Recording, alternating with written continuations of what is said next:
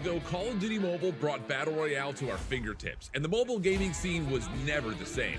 From intense firefights and Isolated to outsmarting opponents in Alcatraz, we've seen some of the greatest moments in mobile gaming unfold on this battlefield. And today, we honor the journey that brought us here. From rookies to legends, from local qualifiers to the world stage, these tournaments became a battleground for champions. Each map, each drop, and each victory has made this journey unforgettable. This community has grown beyond borders, with millions watching, competing, and celebrating. Shit three. Oh my god! Oh my god! And now, we take on a new frontier. Introducing Krai, the next evolution in Call of Duty Mobile Battle Royale, a map designed for legends, built to test the best, and it all starts here at the 5th anniversary event.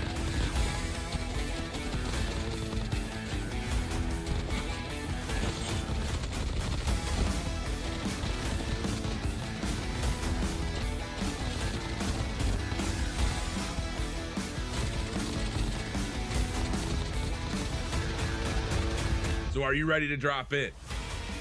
Are you ready to make history? With $30,000 up for grabs, 40 elite players will clash on this epic brand new Battle Royale map. Let's celebrate 5 years of Call of Duty Mobile on the battlegrounds of Krai. Welcome to the Call of Duty Mobile Krai Battle Royale Invitational.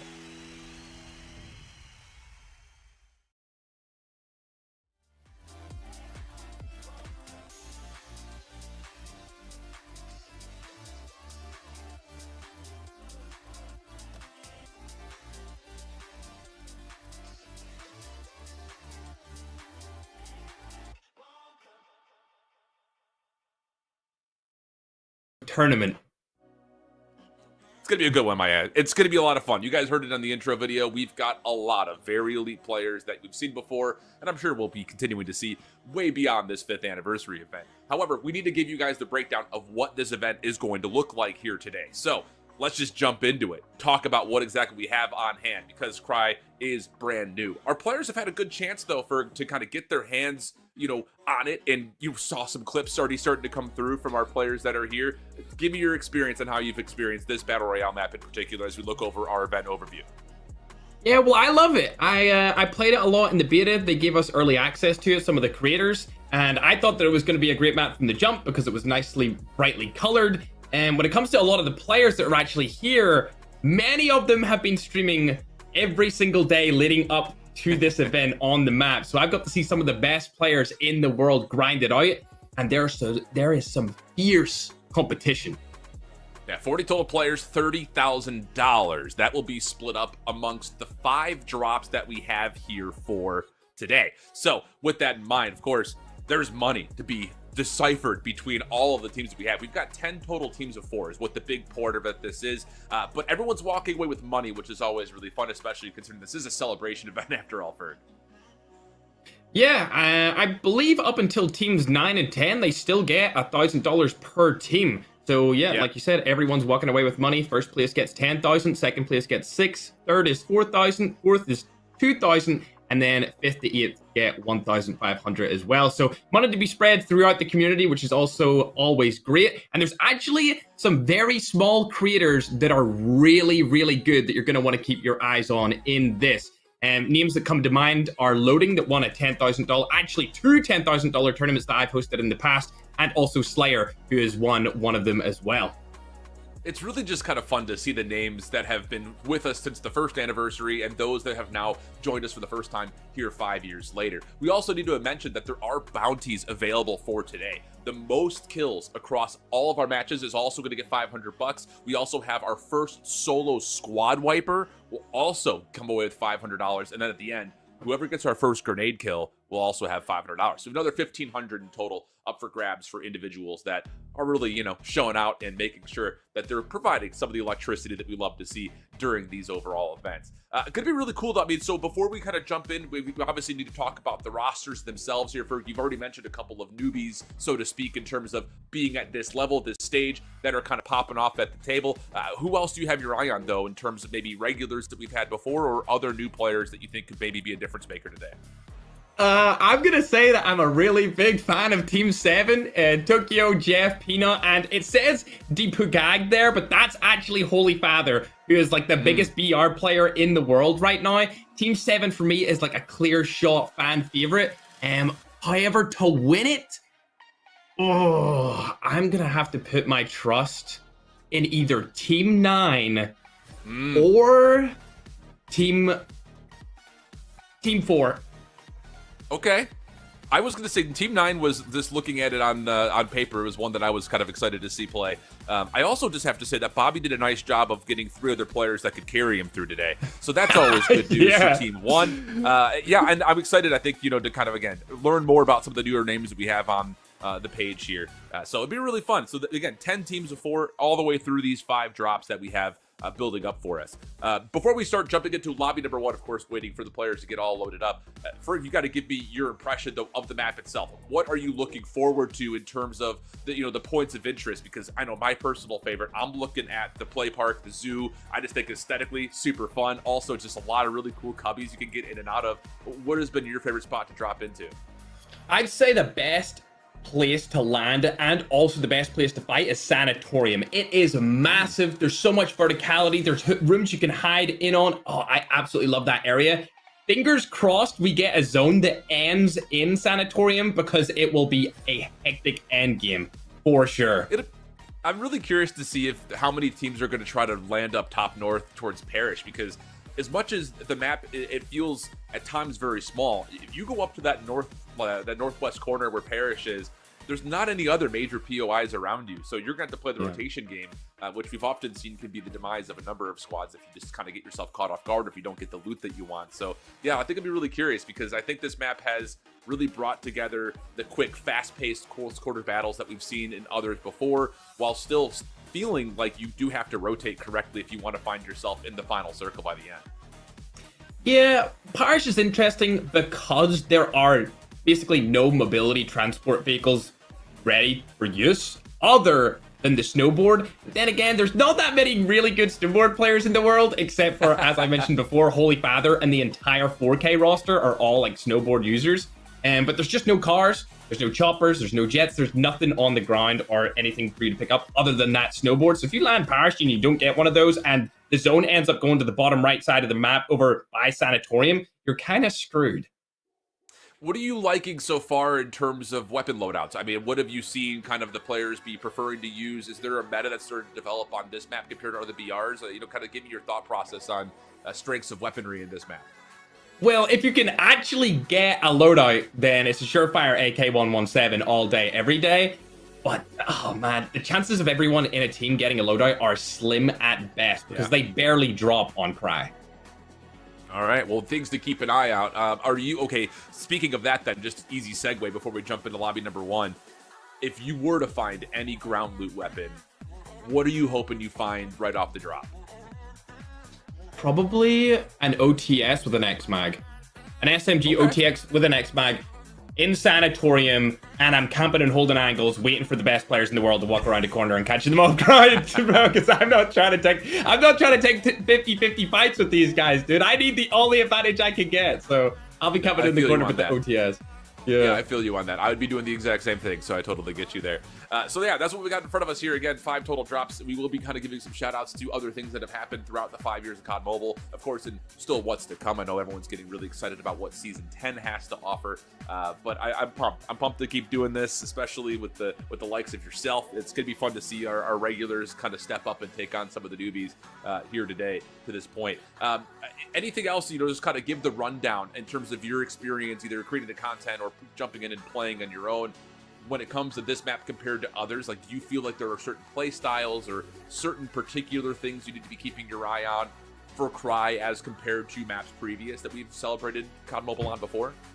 I would say that Krai is kind of just a hodgepodge mix-max of Alcatraz and Isolated. It's close and far ranges, like you said about Parish. You have to rotate in and out around the map there. There's lots of long-range fights, and then Sanatorium, like we mentioned, even up to the right-hand side being Zoo as well. Super close-range fights. Honestly, the way I see teams using this, using the map to fight is going to be based around the zip line that goes from Zoo the whole way down to the bottom of Sanatorium. And that's like your only non-vehicle form of transport, and even then, like, it doesn't even go to Parish. So like you were saying, anyone that lands in the top left, I don't think it will be a hot drop, but anyone that lands on it will either get screwed out of kills, or they'll get an insane amount of placement points because the zone will shift up to them. And I'm pretty sure first place gets 30 points, and that's equal to 30 kills, and because you get 1 point per kill. So it'll be interesting to see if anyone actually lands up there, because it is a good POI for loot. Like, you'll come out of there stacked, but whether or not you'll get the zone is a whole different box of frogs. No, I'm glad that box of frogs. I've never heard that before. Where did you? Bro, chat. No, my chat knows all about it. That's a whole thing. I'm glad you brought up the point system, though, because that's the one thing we haven't really fully talked about yet. So yes, for first place, just finishing there, 30 points, 1 point per kill. So you figure that placement's going to be very heavily rewarded today. But as you start to go down the list, 22 points for second, 18 for third, 14 for fourth. So even if you find yourself finishing in the top half of the overall lobby as a squad, there's still a vast difference between finishing in fourth and finishing in first. So those top two, top three spots are going to be super crucial today in terms of finishing with good placements. I think first place will be the deciding factor. If teams can come away with 2 wins out of the 5, I think they'll be in a really solid spot to just take home the win. Because I used to play professional VR in an actual pro team for Tier 1 Org or whatever, it was Cloud9, and our team always agreed the kills will come.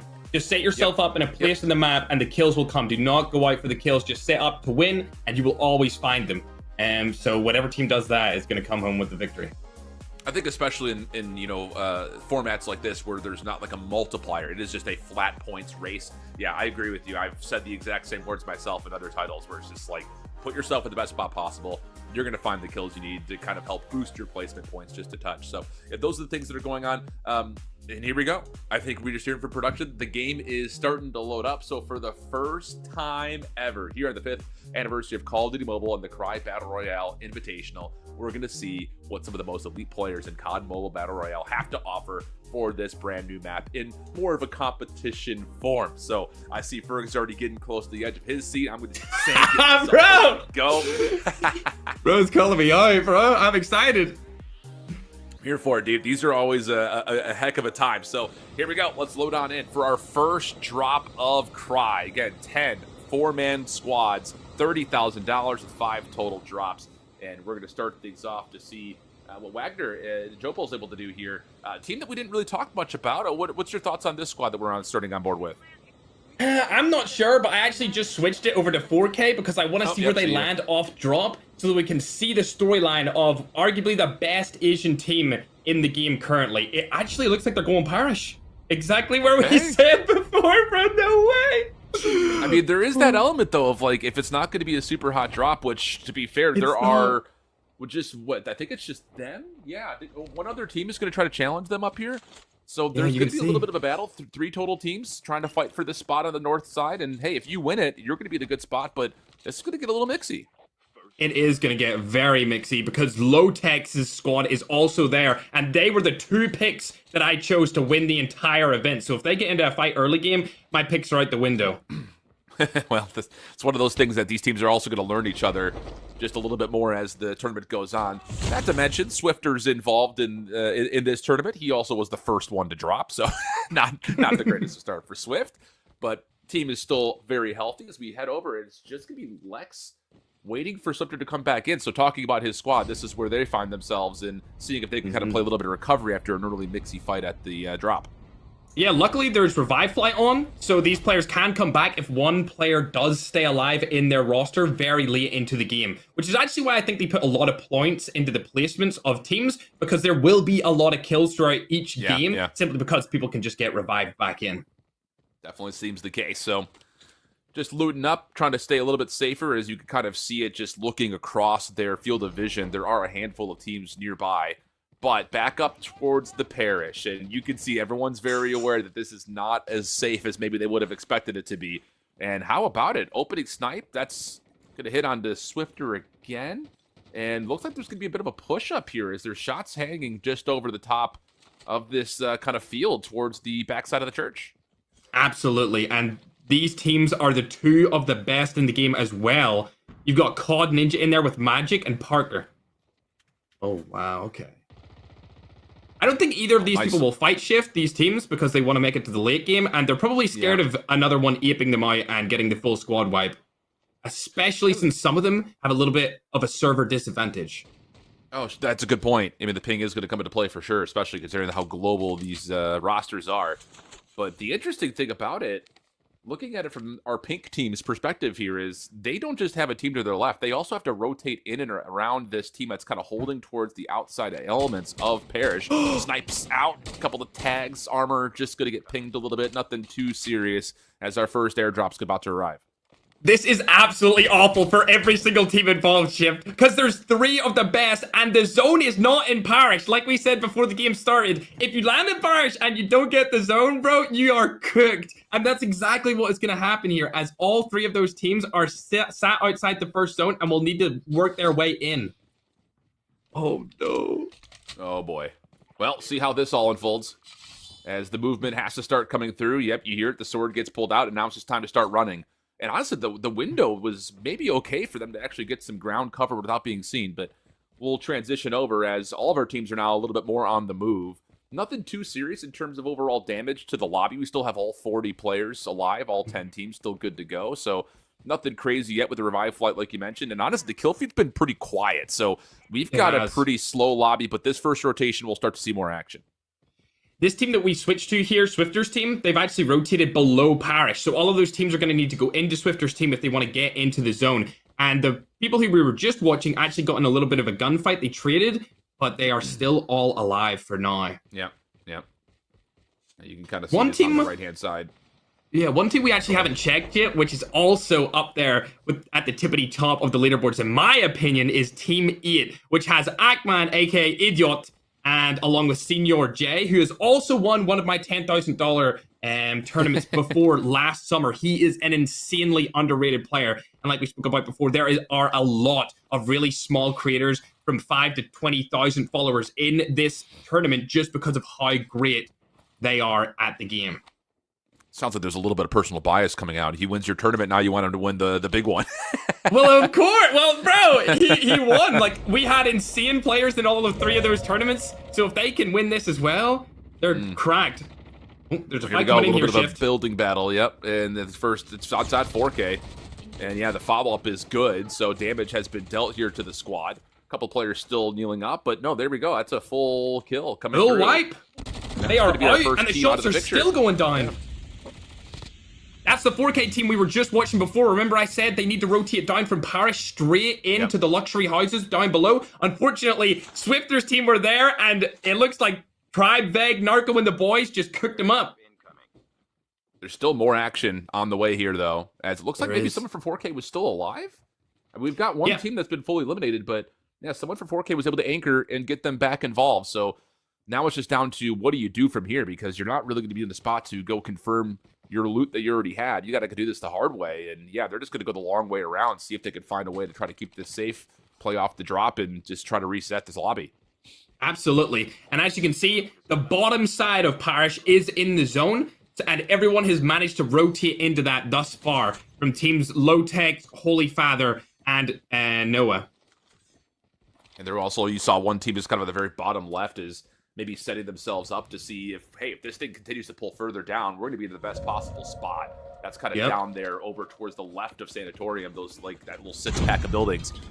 They're about to fight for a loadout here, Shift. It's 4K versus 4K. The 2 best Asian teams in the world, dude. Oh my gosh. Opening shots. Smoke's making a bit of a mess of this. And there's a bit of a flank on the backside of this hill. So it looks like they're going to kind of back off the first fight and try to isolate down low. Really good call, as they're going to have a great angle here. Yep, there's the first knock. And now it's just down to trying to clean things up as the rest of the battle is still underway. Absolutely. The first 4K roster is at a little bit of an advantage here, especially since Father is still alive, destroying everyone of the competition. Another falls down. That leaves only Winter left, and he's going to run away, rotate out of that situation, but there's snowboards following him. Like I said before, the snowboards are key for transportation. Luckily for Winter, that's a completely different team on a snowboard right now. But 4K are looking for their counterpart roster, their sub, their bench, if you must. being Winter. This little slippery little snake here is like, just don't look at me. Don't look at me. Absolutely. He's got one back, so he's good to go. And now another fight's going to come through. This is a great roster as well. Slayer, one of the other best EU Battle Royale players, is in the team right in front of Winter here, along with Holy Father and his whole roster up above. I was getting some good information here, to be sure, but yeah, here's the rotation back in. And this is a wide open fight. Just a little bit of this cliff and hilltop to play off of. Looks like there's a lot of teams actually trying to vie for position to get this high ground spot locked underneath them, but at the moment, it's just trying to figure out where everyone is. Nice, clean opening shots, immediate knock, as we're starting to find ourselves down on total players in the lobby. This is where we're going to start to see some of these squads get fully eliminated. Winter actually stole that knock onto COD Narco right there because he got the full kill while Narco was knocked on the ground, and the rest of the team has just rotated out of the situation entirely. But Winter, I believe, is still down there. He is. Like you said, being a slippery little snake, he was able to use his SVD, get the kill onto the knock already there, and steal a kill point off of the main 4K roster. And on top of that, he's kind of found himself a little slice of paradise down there. No one's really even looking for him, or maybe even knows that he's down there, so that could lead to potential placement points as the rotation continues to go a little bit deeper in towards the villages themselves. And at the moment, there's a lot of comfort here for our team rotating in. There is, but they're right beside Slayer's roster. And another 4K team, the bench, is right beside them too. It looks like they may have an idea that there could be players just kind of rotating towards this building, so they're going to set themselves up pretty nicely here. Hello, how are you? Thanks for playing. Dear. Try to camp in a corner, not going to work out, and now they've got a good piece of building to work with, and you can see it on the minimap on the top right. They are just inside the circle, so that quick rotation is going to work out nicely for them. Absolutely. Unfortunately, if they don't get the next zone, they're going to be a hard fight against the main 4K roster. Now, for now, it's going to be camp and hold and wait a little bit longer. Everyone else has to rotate back over, and you can see that 4K team is doing exactly what this team here is. It's just hold the third-person angles, try to see what you can see, lock down this spot, hope that the circle keeps pulling towards you as we get closer to the late game. Yeah, they were divvying up bullets right there as well. That is a common problem on this map. If you're in team versus team fights, you run out of bullets super, super fast. And that's something to take into consideration as you get into the end game. Because if you spam away all your bullets before you get into that late game, you're going to have none to shoot to get the win. Well, rotating through this, they're on the fast side of the circle. Lots of damage kind of chipping away as they try to make their way into the circle. And they're still not fully in. So more rotations are coming. Again, this is completely blind. They have no idea what's in front of them. And wouldn't you figure... as they rotate to the bottom side of the street, they're going to rotate right to that previous team that we were on board with. So there will be likely a battle here pretty soon as they get into the circle. Yep. Not only that, on the left side of the street as well, there's another team. Noah's roster are over there as well. So Winter's, I mean, his entire team are just going to get completely destroyed. There's nowhere that they can go. Luckily for Winter, it's only ticking for 2, but he needs to get in right now or he's also going to die. Yeah, he's in some trouble for sure. Definitely he does have the medic though. So he can stay outside of the zone. It just is, we see this a lot in like the regular Warzone space where it's, you sit here, you place down, your PDS in the Warzone space, you stay in the circle a little bit longer than you would anticipate, and then as soon as this next circle moves, hopefully the players that are in front of you will try to avoid that gas and you can kind of rotate behind them. That seems to be the play right now, just trying to extend his life as long as possible. Absolutely. And coming on board with Father Ali's team, they've took high ground on Sanatorium, which is an insanely overpowered spot. You have a head glitch up here to use. You can third-person peek through out the entire map. And if you look at the zone, that's all there is left to it. Not only that, they can rotate using either zipline or just jump and parachute down in with their wing glider. And you're good to go. There's lots of different areas they can get out of this situation. And for now, they can get all the info they need to understand where they want to actually land on in order to place higher at the end of this lobby. Yeah, the timing of this rotation is going to be everything for Father Ali and his boys because there are 3 other teams that look like they're right below him. So, yeah, if you find yourself flying in and 3 teams are looking at you, good luck, have fun. As now everyone starts to focus in towards that little 6-pack of houses, which is where the main central part of this next circle is about to be. And as we see it, again, it's just everyone kind of holding their space. No one wants to do anything crazy. As finally we head back over to Winter, but there's just nowhere he could go. Yeah, completely chewed up, and he will be eliminated. Absolutely nothing he could have done there. He needed to get into zone. He tried to use the medic, but it just wasn't enough. It honestly seems like Holy Father's got a terrible position with his team right down here, but that little crevice that they can use will come to an extreme advantage for them, especially as more teams fight each other and they don't need to take any contact. They can just play for those placements. You can kind of see it on the map there for a second. This circle is actually going to allow them to play on this beach line pretty easily. So it may not feel comfortable because you're technically out in the open, but they're staying prone underneath a lot of sight lines. They're going to see a team coming quickly if they decide to try to push down towards beach at them. So it's a weird spot to be in, but pretty comfortable at the moment. As yes, I think you're absolutely right. All the fighting that we're really going to be focused on is right here on the interior. Smoke making a mess of this battle as trying to land the shots. Here comes the help around the back, and it's a messy fight. Trades happening on both sides, and it's not just one, it's not just two. There are 3, 4 teams into the vicinity, and it's just absolute chaos inside. If anyone decided to push into this team right now, they would be able to get 3 kills instantly, but I think everyone's so scared of losing those placement points, especially when first place is worth 30 total. Well, full revive comes through, so the squad will stay alive after that battle. We still have 7 of our 10 teams still alive and ready to battle. And here as it looks towards the next streak into the zone. The zone actually shifts on Krai. It's the first 4 Battle Royale inside of Call of Duty Mobile, so if everyone doesn't die in the smallest zone, we get a shift right over on top of a village here. This isn't looking good, and SMRS is going to go down. codm is able to pick up Panachi, and they're going to get pushed. Yeah, it's really tough situations here. That circle moving up to the north, you have to move, and you have to move quickly here if you're 4K. And even Holy Father saying we might need to just try to move this thing out of the zone, but it is chipping hard right now. Absolutely. A little bit of health off the medic, but this is a tough rotation. It really is. They're going to need to use the smoke bomber to their advantage, and also the medic, which another player on their team is using, Panachi, who's also known as Peanut on TikTok. They're making good work of this. I'll be honest, I thought that they were going to get targeted a little bit more by COD Ninja's team, especially when he got the knock with the SMRS, and there was another player weak, but they're about to push into Veg's team, and the shots are going to go down. King Nee is going to get absolutely obliterated from the side. Veg's already been knocked by a different player. They might be able to get the full kill on both of them. It looks like they're going to go for it straight away. There it is. Tokyo, unfortunately, has been shot from behind, and now it leaves only 3 on this team up in the end game. The smoke bomber isn't available just yet for Holy Father, but as we get closer to the tiniest circle in the game, things are about to get dicey. And they still have to scale this tower.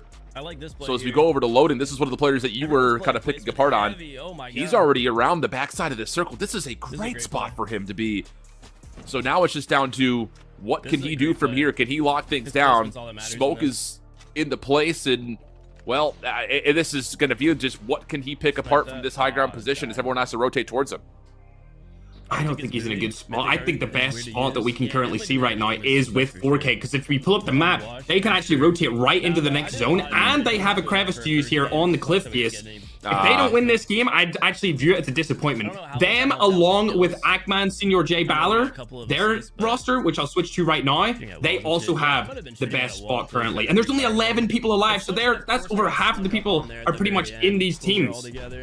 Yeah, we saw it there kind of as loading drop down to the final 4 teams. So these 11 squads are still relatively, or these 11 players rather, are a part of some pretty healthy full-on squads. So we're going to get some absolute crazy battles as Panchito and the rest of the team is going to be pushed out from behind this rock. Ooh, looking a little bit dicey on this rotation in, but the smoke actually allows them a chance to kind of give some ground to work with. If Noah doesn't interact with while in the tourney, please don't take it personal. Please be respectful. Have fun, everyone. Let's go. No, fuck you, Ryan. I'm just kidding. I'm sorry. Okay. Can we pin that? Well, here we go. Final fight here. 4K still alive, and wow, well, that match ended quick. There it is. That's literally like dead center. Are we on stream? We were watching. I think it sounds like Bobby's stream. Not sure where we kind of pushed off right Holy there. Father's team won, bro. They did. Hey, Okay, no well, way. I couldn't tell. Yeah, either could I, bro. I wanted to see them win. No! But they won. They took home the W. Holy Father got 4. Super Jeff got 3. Peanut and Tokyo combined for a total of a goose egg. But still a phenomenal performance from the fan favorite of mine, being Holy Father, aka the 4K roster, 4 Kings. And not too sure where their second subdivision team placed, but I'm happy to see them on top for game number 1. Crazy scenes considering that, you go back 2 minutes ago, we were talking about them being trapped on that beach. They looked like they were going to get pushed. Everything was going wrong. Then all of a sudden you run through Vague Squad. You find yourself still scaling the mountain somehow, some way. And I think the biggest thing about it, watching that push kind of towards Vague's team, the team shots were on point. It wasn't just one player. It wasn't just two. Everyone was out there gunning. So really clean stuff from them. And that's now a lot of points secured. Again, 30 points for first. And to your point, Ferg, you were sitting there and saying, you win or finish maybe top 3 in 2-3 lobbies, you have a good, clear path of how you win this tournament today. Yeah, absolutely. I think if they get another win in the bag, they will be clear favorites, not only by the fans, but just in terms of the standings and the leaderboards going over to the rest of this tournament. 100%. So taking a look at the other results here as our producers have put it in. So yeah, 4K wins the lobby at 7 total kills. Then you've also got Balor and Cedar and Eddie. They finished second with a pretty good amount of kills overall. They actually had 11 total kills, so good on them. And then in third place, you had Vague and Slayer and Narco and those boys, and they finished with 7 total eliminations as well. So that's your top 3, which is where I think a lot of the points are really going to be, I think, distributed throughout the entirety of the day. I think top 4 feels okay, but I think those top 3 in particular, that's where a lot of the breadwinning is going to be done today, Ferg. Yeah, absolutely. And like we discussed, a lot of the best teams are pretty much on the top here. I'm looking forward to game number 2, not going to lie. Good performance from Slayer himself. He got 3, along with King Knee. An interesting situation is occurring, though, with one of the underrated players that I did mention earlier, Senor J, getting 6 kills, being the top fragger of the entire game 1. And he's one of the smallest creators in this, one of the smallest pros in the world that is actually a top caliber player. So it's very good to see him performing well in front of the main stage. Yeah, good looks all the way through, but Team 4K is the squad to take the first opening drop. Again, we've got plenty to come. We still have another 4. In fact, that's how the math works. You take away 1 out of 5 and there's 4 left. But before we jump into our second overall lobby, again, lots of hype being built up for Season 10 of Call of Duty Mobile. And with that, we also have a launch trailer ready to go for Season 10. So you'll keep your eye on this because Season 10 launch trailer is live and ready to go. So enjoy it. Here we go. As long as we can stay consistent, we'll have a decent chance to, get someone under our belt in the next 2 games. Yeah, it's about.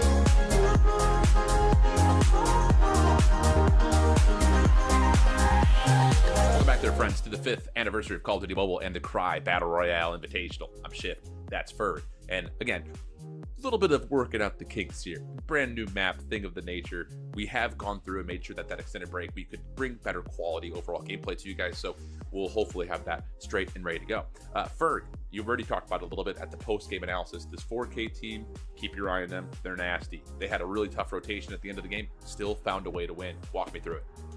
Yeah, absolutely. I thought they were going to get aped by COD Ninja and his roster, but they got a couple of knocks onto them and decided not to push in. And by the time they could probably even think of what was happening, the zone was pushing that team also, which gave them a nice rotate up into Vig, and then they were able to dominate from there. One thing I do want to point out, though, is COD Mobile actually sent me these cards that you guys just seen on your screen. Let me go through. We got Objective Player. I'm definitely not that guy. Who's this? The Sniper? You know what? I'm gonna leave this to Bobby, even though nobody talks about his snipes anymore. Next up, we got the Attacker, which is definitely a fire card. The Camper, which can also be related to, I guess, Shift, like he said. I'll own it. I'll own it. And then the majority of the scene probably likes this one the best, which is the Rusher. Funnily enough, he's not rushing anywhere. Yeah, it is clean. I love these cards. Camping. He's actually kneeling and camping. Yeah. Yeah, interesting move by them. Well, maybe one of these super days, cool. One of these days, I'll go from camper to rusher. Hard to say. Might happen, might not happen. But as you kind of see at the bottom, just to kind of give you guys a reiteration of what we're doing here today, we've got 40 teams, $30,000 over 5 drops. So we're down through 1. This is how the score is starting to shake up to this point, though. As we said, for Team 4K, they get the 30 points for being in first at the end of that drop, and they finished with 9 total kills. So 39 points for those boys. 33, though, like we mentioned, for Senior J and Ackman and Valor. They found a ton of kills, and that allows them to keep the gap pretty tight. And even all the way down through 4th, the top 3 teams definitely standing out, mostly because of their color, but do not sleep on the team that finished in 4th there for Groen and Panchito. They did also finish in 4th with a number of eliminations. So really good stuff from our top 4 teams. Anything else kind of popping off at you there, Ferg, as we're looking through our teams and how they fare after the first drop? Yeah, I'd absolutely say that the second place team so far, being Ackman's, is definitely the dark horse. Because for some reason, I looked at the roster and I was like, they have 3 good players and 1 random. But then I realized that the random is actually Balor, and he's also been grinding BR like the last 3 to 6 months, and I completely forgot about it. But that team is star-studded and should definitely be looked at throughout this match. Well, so far, so good. I think for all of those top 4 teams, elimination-wise, they're going to feel pretty solid about it. Plus, of course, we also had 6 teams in that final circle rotating over towards that top hillside. So everyone definitely is throwing in the consideration for making sure you place highly. That's definitely the most coveted part of it. But like we said, 5 total drops, which means we have a handful more to go. And drop number 2 is just about ready to go for us. Ferg, we saw, kind of surprisingly so, a number of squads go up towards Parrish. We didn't really think that was going to be the case. Maybe 1 or 2, but we had 3 teams fighting for it. We'll see off of this opening drop line if that will be the same. Yeah, I think they were all thinking that nobody else would land there and that they could play good for loot and also get a great placement position, but that just wasn't the case. They ended up all destroying each other. Luckily, though, every single team that was up there ended up getting revived, with the exception of a team down below being Swifters that ended up dying in Village. And yeah, Swifters team, I'm not going to lie, they were getting farmed a little bit early on, so we'll see if they decide to do something a little bit different in terms of try to stay a little bit safer. But we will start on board with Eddie and Balor and the team that you really highlighted nicely in terms of not their only ability to place, but also find good eliminations. And they have gotten most of this sanatorium main building for free to this point. Good armor loot, good weapon loot, looking pretty tight. Absolutely. Ackman and his roster, like I said, they're dark horses for sure. It just blurred past my mind that Balor is actually a really good BR player too. So they actually have 4 insanely talented players on that roster. I like it. See how things go here in terms of what they find and how they decide to move once we eventually get the circle. As actually, we talked about it for a moment, Groen's team, they are off to an early battle, and clean shots coming through. 2 knocks immediately. Those will immediately turn into finishes, and that will send Groen's team back to try to anchor to make sure they can stay in this game. This might actually be them wrapped. If they're able to get the kill into Panchito, that's going to be the whole roster eliminated, I'm pretty sure. They're out. Wow. Yeah. That I don't see any is of them not left. what you want to see. Yeah. Absolutely not. And Lalui there ended up getting 2 players off that roster, even though they had a medic giving them health. He was able to take down both of them, which is insane, especially when all you have is 1 wall of cover. Pretty much unheard of. So great star power there from him. Yeah, really clean opener. Really devastating to finish that quickly out in 10th place. I don't even know if they had a single kill. So for the team that we were looking at saying, hey, they had a pretty decent opening lobby, now they have to immediately try to find a way to probably recovery through the rest of this event after finishing 10th with maybe a kill or 2 at most. And we head back over towards the rest of the gangs that find themselves fighting in the early side of this. Swifter once again knocked and out, so his team's already in trouble again, as there seems to be pretty good focus that this is going to turn into a full team fight. Absolutely. I believe that's Cod Ninja and the boys up there on top, just south of Zoo, which is another heavily contested POI. I'm unsure if they will third-party this, but Father Ali, it would be in his best interest to go with the team and get them from behind, because they're still hard focused on Lex's dad, which is one of the last players on that Swifter roster. Well, the hunt is on. Rotation's still coming through, though, for both sides. But you can definitely see the pursuit is here. And, okay, shots are coming through. Into him! Wow, literally, that's the worst-case scenario. Then now the third party is well and truly alive. Medic drops, shots from the high ground, looking pretty clean, chipping away at the armor. And the rest of the team has now joined. And this is going to turn into a full-on flood situation. They got to stand their ground and fight. Absolutely. The medic came down there for Father Ali. He was able to get all of his teammates healed up while they were getting shot at, which was superb mechanical skill from him. But he's rotating out of the situation here. Surprisingly, I thought he was going to take the fight, considering there was 3-3 up. But now with all 4 players revived on Cod Ninja's team, he's trying to land the snipes. Neither of them land. This is a very bad situation. He could have saved his teammate's life being Bobby plays. And now they're in a seriously bad deficit when it comes to player count. When the third party goes wrong. Unreal. Absolutely. And in fact, there's actually another third party onto this battle, so kind of shoes on the other foot here all of a sudden. But okay, that's Molay that actually gets taken down, and that's enough for everyone to kind of hit a bit of a pause and say, hold on a second, let's not get too over aggressive. Third party peek, shots are out, a couple of tags, trying to keep himself alive with the smoke. Oh, the smoke bomber doesn't come through because Magic also has it, and he can see him through the smoke. Luckily for them, that wasn't a team wipe, because they did get revived straight back into the match, as Father Ali did stay alive long enough. Aerith was the first to go back, and then as soon as he died, the rest of them came back. So he's still alive for now, but they didn't get any kills onto the opposing team, being Cod Ninja. However, they did get the one onto Lex's dad. Yeah. Who are also still in Zoo. So what, with 3 total teams still trying to rotate through this? It's kind of hard to see. Yeah. Do you have the map that you could look at real quick to see where this circle's going to pull?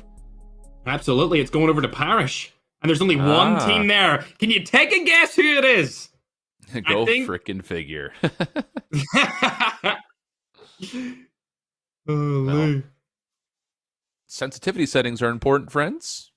And it looks like things are pretty calm and casual, as Loading and the boys, Noah Sunday and them, are in pretty comfortable positions right now. I mean, they've got all 4 players just kind of scouting things out. And if you are comfortable enough to pull out your settings while you're in the middle of a drop, you should know that you're probably pretty safe. Yeah, absolutely. They're in a really good spot. Along with the 4K Holy Fathers team, they are just south of Parish, closer to the side of Village. And with both of those teams in zone looking good, they're probably going to finish with a lot of points in game number 2. There is, however, a few teams outside of the zone as well, and which they need to rotate into. But I don't think there will be any battles on the rotates, because it is that first zone. So they should be good to get in. Yeah, and it's kind of one of those, you pick and you choose early, like the Noah's team has, versus we're going to put ourselves inside a Parish, and if it does rotate in, we're going to be the best possible spot. But if it doesn't really hurt you too much, because what's in front of you is just open ground where everyone's going to have to fight. So it's a good choice here, I'd say, for Noah's team, just to kind of lock down Parish, and especially one of these front buildings, to where they can maybe get a read in terms of any teams that decide to rotate into them, as we have 10 more seconds until the next circle starts to move, and we'll start to really learn about what exactly the end game is going to possibly look like. Yeah, I'm kind of surprised that they didn't decide to rotate up into the, I think it's the church up on top of Parish, because a couple of them do have snipers, and they probably could get a bunch of free kills over there. Well, jump over and see how Mr. Bobby Plays is doing. We saw that their team was in a little bit of trouble in that third party situation from earlier, but they're back to being all 4 alive, as Holy Potter up in the kill feed has found himself in a battle with Vague's team by the look of it, able to secure a couple of kills, and that's actually 2 of Vague's team down and out, as Bobby and the rest of the boys now all of a sudden are realizing that they are being chased, and the shots are clean for Bobby, able to push back this push, and he's got help nearby too, so smokes will go out, and this will be down to just making sure you're fighting in the best spot.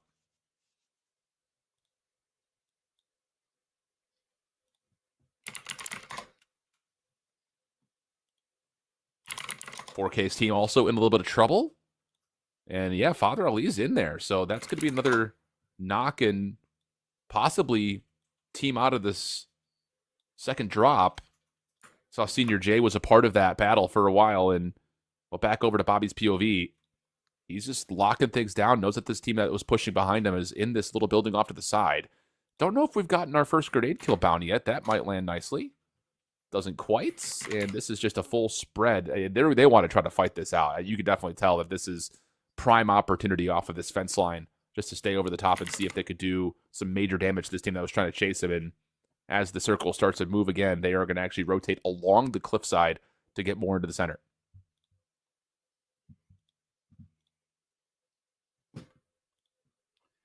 Ferg, did I lose you? No, I'm still here. I'm just fixing my gameplay. But yeah, as I just agree with what you said. I have nothing to add on the topic of the situation. But I'm really hoping to see what goes and happens over on Holy Father's team, because as you were talking there, they were actually able to get a bunch of different kills onto Narco's squad. However, speaking of kills, it looks like Bobby Plays is actually going to get one onto Lex's dad. Surprisingly, Bobby's making a comeback here. Yeah, it's clean shots. And this is an interesting idea in terms of how you rotate, trying to move towards Parrish along the back side. And you mentioned earlier, for Noah Sunday's team, a bit peculiar with sniper rifles in hand that they weren't trying to play off the church. That is really the only major sightline they have to be worried about as they make this rotation around the back side of Parrish. Now, the circle will pull them a little bit further away from that church, but it does look that they want to try to make their way in from the top side of Parrish and work their way down. So, interesting call, but this could very well lead to them having to fight and clear buildings on their way into this next circle. Yeah, I think they'll be good for now. I don't really think anything will happen too bad here. They have an easy rotate in. So far, so good. And yeah, that's exactly the case. Just from high ground to low ground, just making sure that if they do run into somebody, they'll be in a spot to hold some elevation on them. There's also I haven't seen anyone yet. Yeah, there's also no people in the middle of the zone right now, so if anyone was to go over and take that telephone or telegraph tower, depending on what you want to call it, they would actually have a clear line of sight on the top of that hill. There is a couple of different places you can use for cover up there, like the shack, and since there's no teams up there, you're good to go. We'll take a look as we jump on board with JHC, and they also find themselves kind of in the shadows of this circle. A little bit safer on as they try to make a play for these warehouse buildings just on the right side of the map, but looks like there is battle here, or at least there was remnants of one from before, and the loot's good, let's be honest there, and yep, they've already cleaned up a couple, so yeah, this is looking pretty solid. The kill numbers, maybe not as high as you would have expected considering where they find themselves, but once more, again, placement's everything.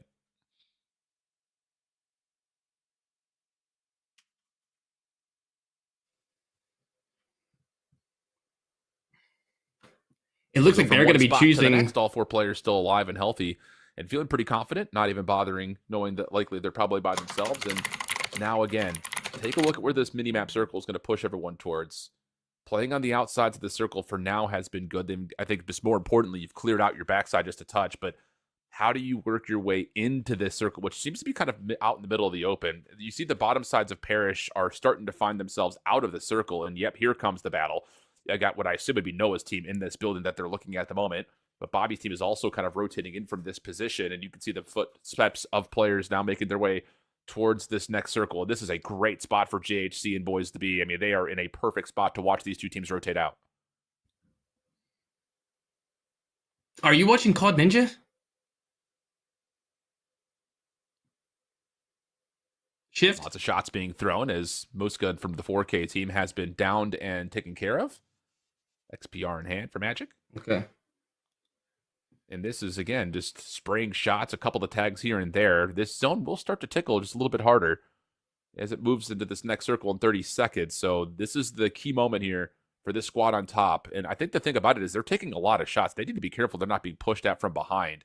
You can see all four players are right on top of this hill, but just be cautious because the circle they still actually need to rotate into as well. Yeah, luckily for them, they took that high ground position that I was talking about before up by the telegraph tower and the shack. So they're actually in a pretty solid position to actually take the entire game for game number 2. Just comes down to who might be behind them. So here we go. More action on the way as we head over to Noah's POV. He was one of the teams inside of the parish, and you can see that they are just hanging on inside this circle. They also know that they have to rotate in through that kind of high ground position And that is not an easy feat to do. As COD Ninja, he's been in the feed quite a handful of times here. And okay, how about this? So we saw from JHC's perspective, there could be a third-party situation for them because this has to be Noah and Bobby's team fighting each other just in the insides of Parish. Yeah, absolutely. And Bobby Place is going to get knocked right there. And it seems as if that third party is going to come through as well from behind. There are multiple different teams shooting at this team fight in particular from all sorts of angles as another player gets eliminated by Lotex, and Akaz is trying to pick up another 4K player as well. Yeah, so both the 4K teams are fighting against each other. And, well, Bobby's team is still fighting, but it's not looking good, I'll say that much. As you've got Noah's team still very healthy, trying to keep themselves fully alive. It's just one player to get down by, I believe it's just the zone, but that's no problem getting the revive. Now the difficult part, how do you rotate it? You see GHC has already taken care of Conscript again, so this has got to be one of those moments where you have to hope that you can just survive through the smoke and come out better for it. 100%. And like I said before, 4K's up on that hill along with Magic on different opposite sides of it, and they're all spamming in to try and get easy free frags onto this roster that we're watching here with Loading just camping. Playing super safe, but it's not going to be enough, I don't think. No, not at all. The kill feed is just popping off right now. The 4K squad in a little bit of trouble as Noah gets finished.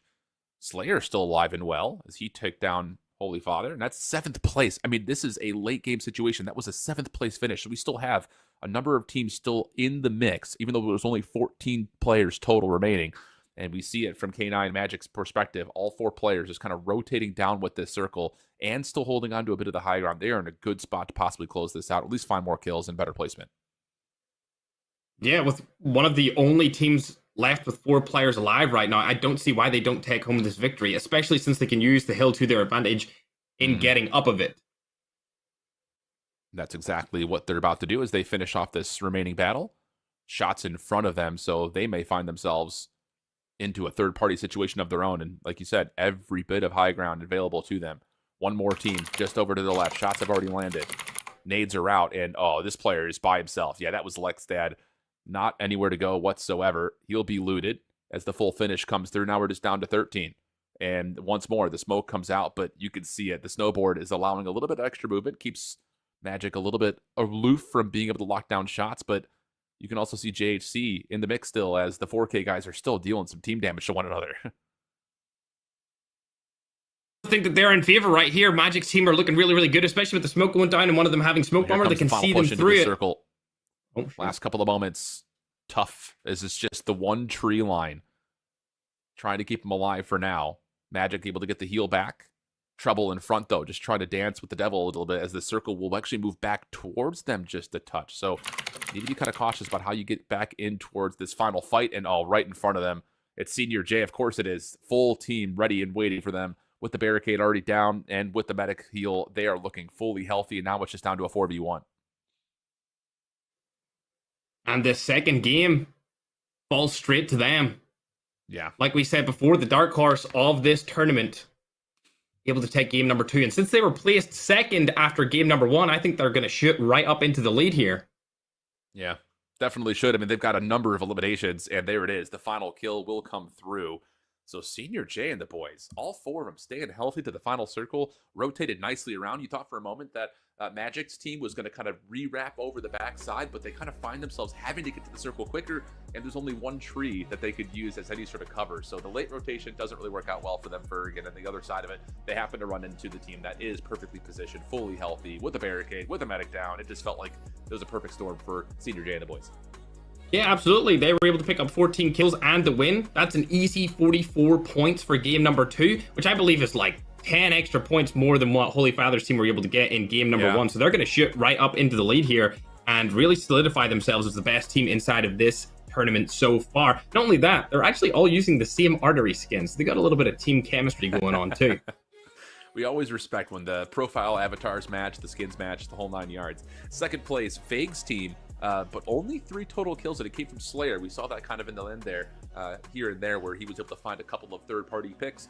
In third place, it was Magic's team with JHC, so we really gave them a lot of credit in terms of trying to gatekeep Noah's squad and Bobby's squad away from that Parish rotation. They did find a number of kills, Magic in particular, 11 total kills for the total team tally of or 17, pardon me, math is hard. So that is by far the biggest kill game that we've seen to this point. I mean, Magic was dominating everybody. No one even came close to him. Yeah, absolutely. He's one of those players that was pretty underrated until the last couple of months, to be honest. And nobody really knew about him up until the summer, and then he's kind of blown up out of nowhere and is arguably one of the best players in the entire game. Be the case. Well, hey, that is the end of map number 2. We'll give you guys, of course, the full leaderboard as we come back from break. But before we do, we already teased Season 10 coming to life. But what is involved with it? How about a little bit of an early look at the Season 10 Battle Pass? We'll catch you in the backside of the break.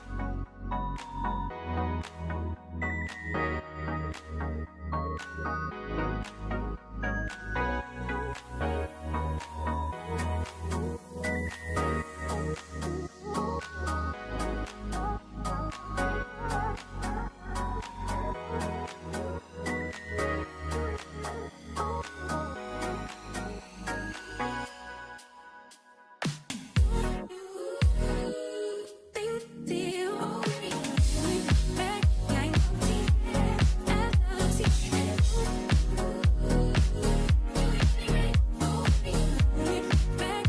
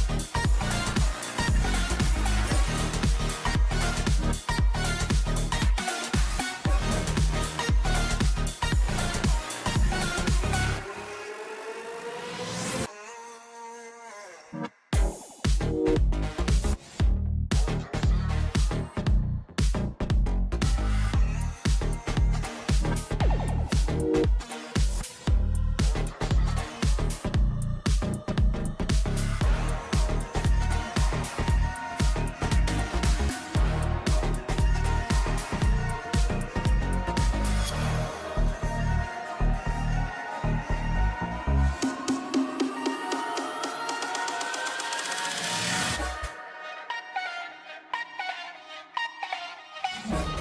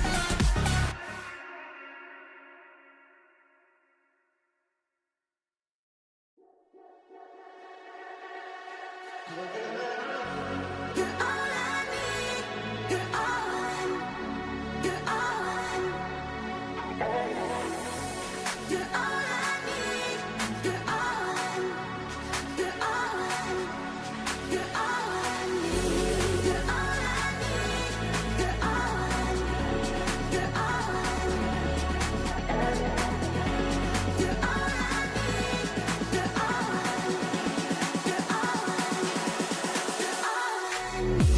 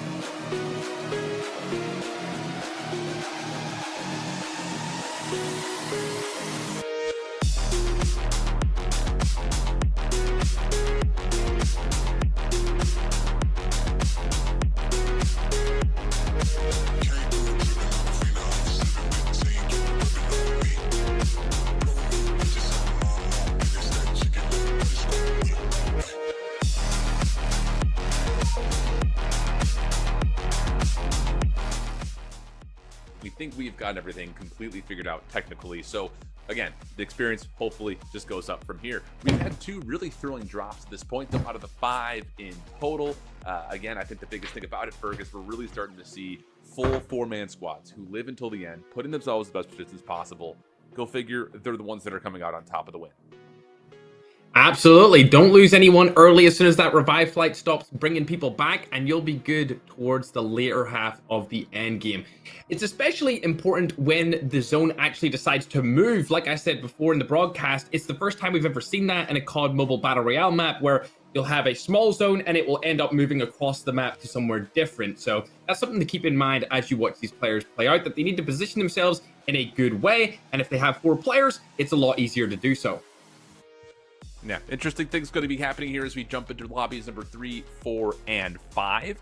The biggest thing about it is, again, that leaderboard is going to start to get some separation, you would think, after how the first 2 games had gone. So taking a look at it, this is our overall leaderboard. Again, we talked about it for Senior J and Valor. They put together a really good first drop, finishing in second. They follow up with a major big win with not just the 30 points, but also, I believe, 19 total kills. So they find themselves pretty well and far above everybody else. The 4K team, though, and sitting in second place, looked pretty solid. They're still up there at 56 points. And then Vague Squad, even though the kills may not have been as great as they would like through 2 drops, they are doing really nicely in terms of getting themselves continually into that top 4.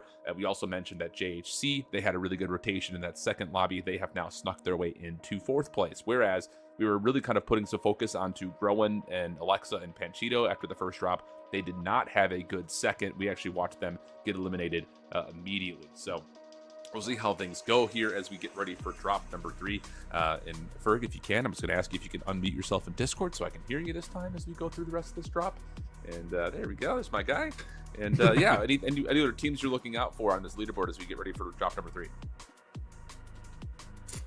Honestly, I would say just the same as before, especially with the Ackman's team really coming in as the dark horse formidably now. I would say we're going to keep a good eye on them. And hopefully the fan favorite Holy Fathers team will make a huge comeback in game number 3, because I want to see a rivalry become a big thing between the biggest EU team, or the best EU team, versus the best Southeast Asian region team.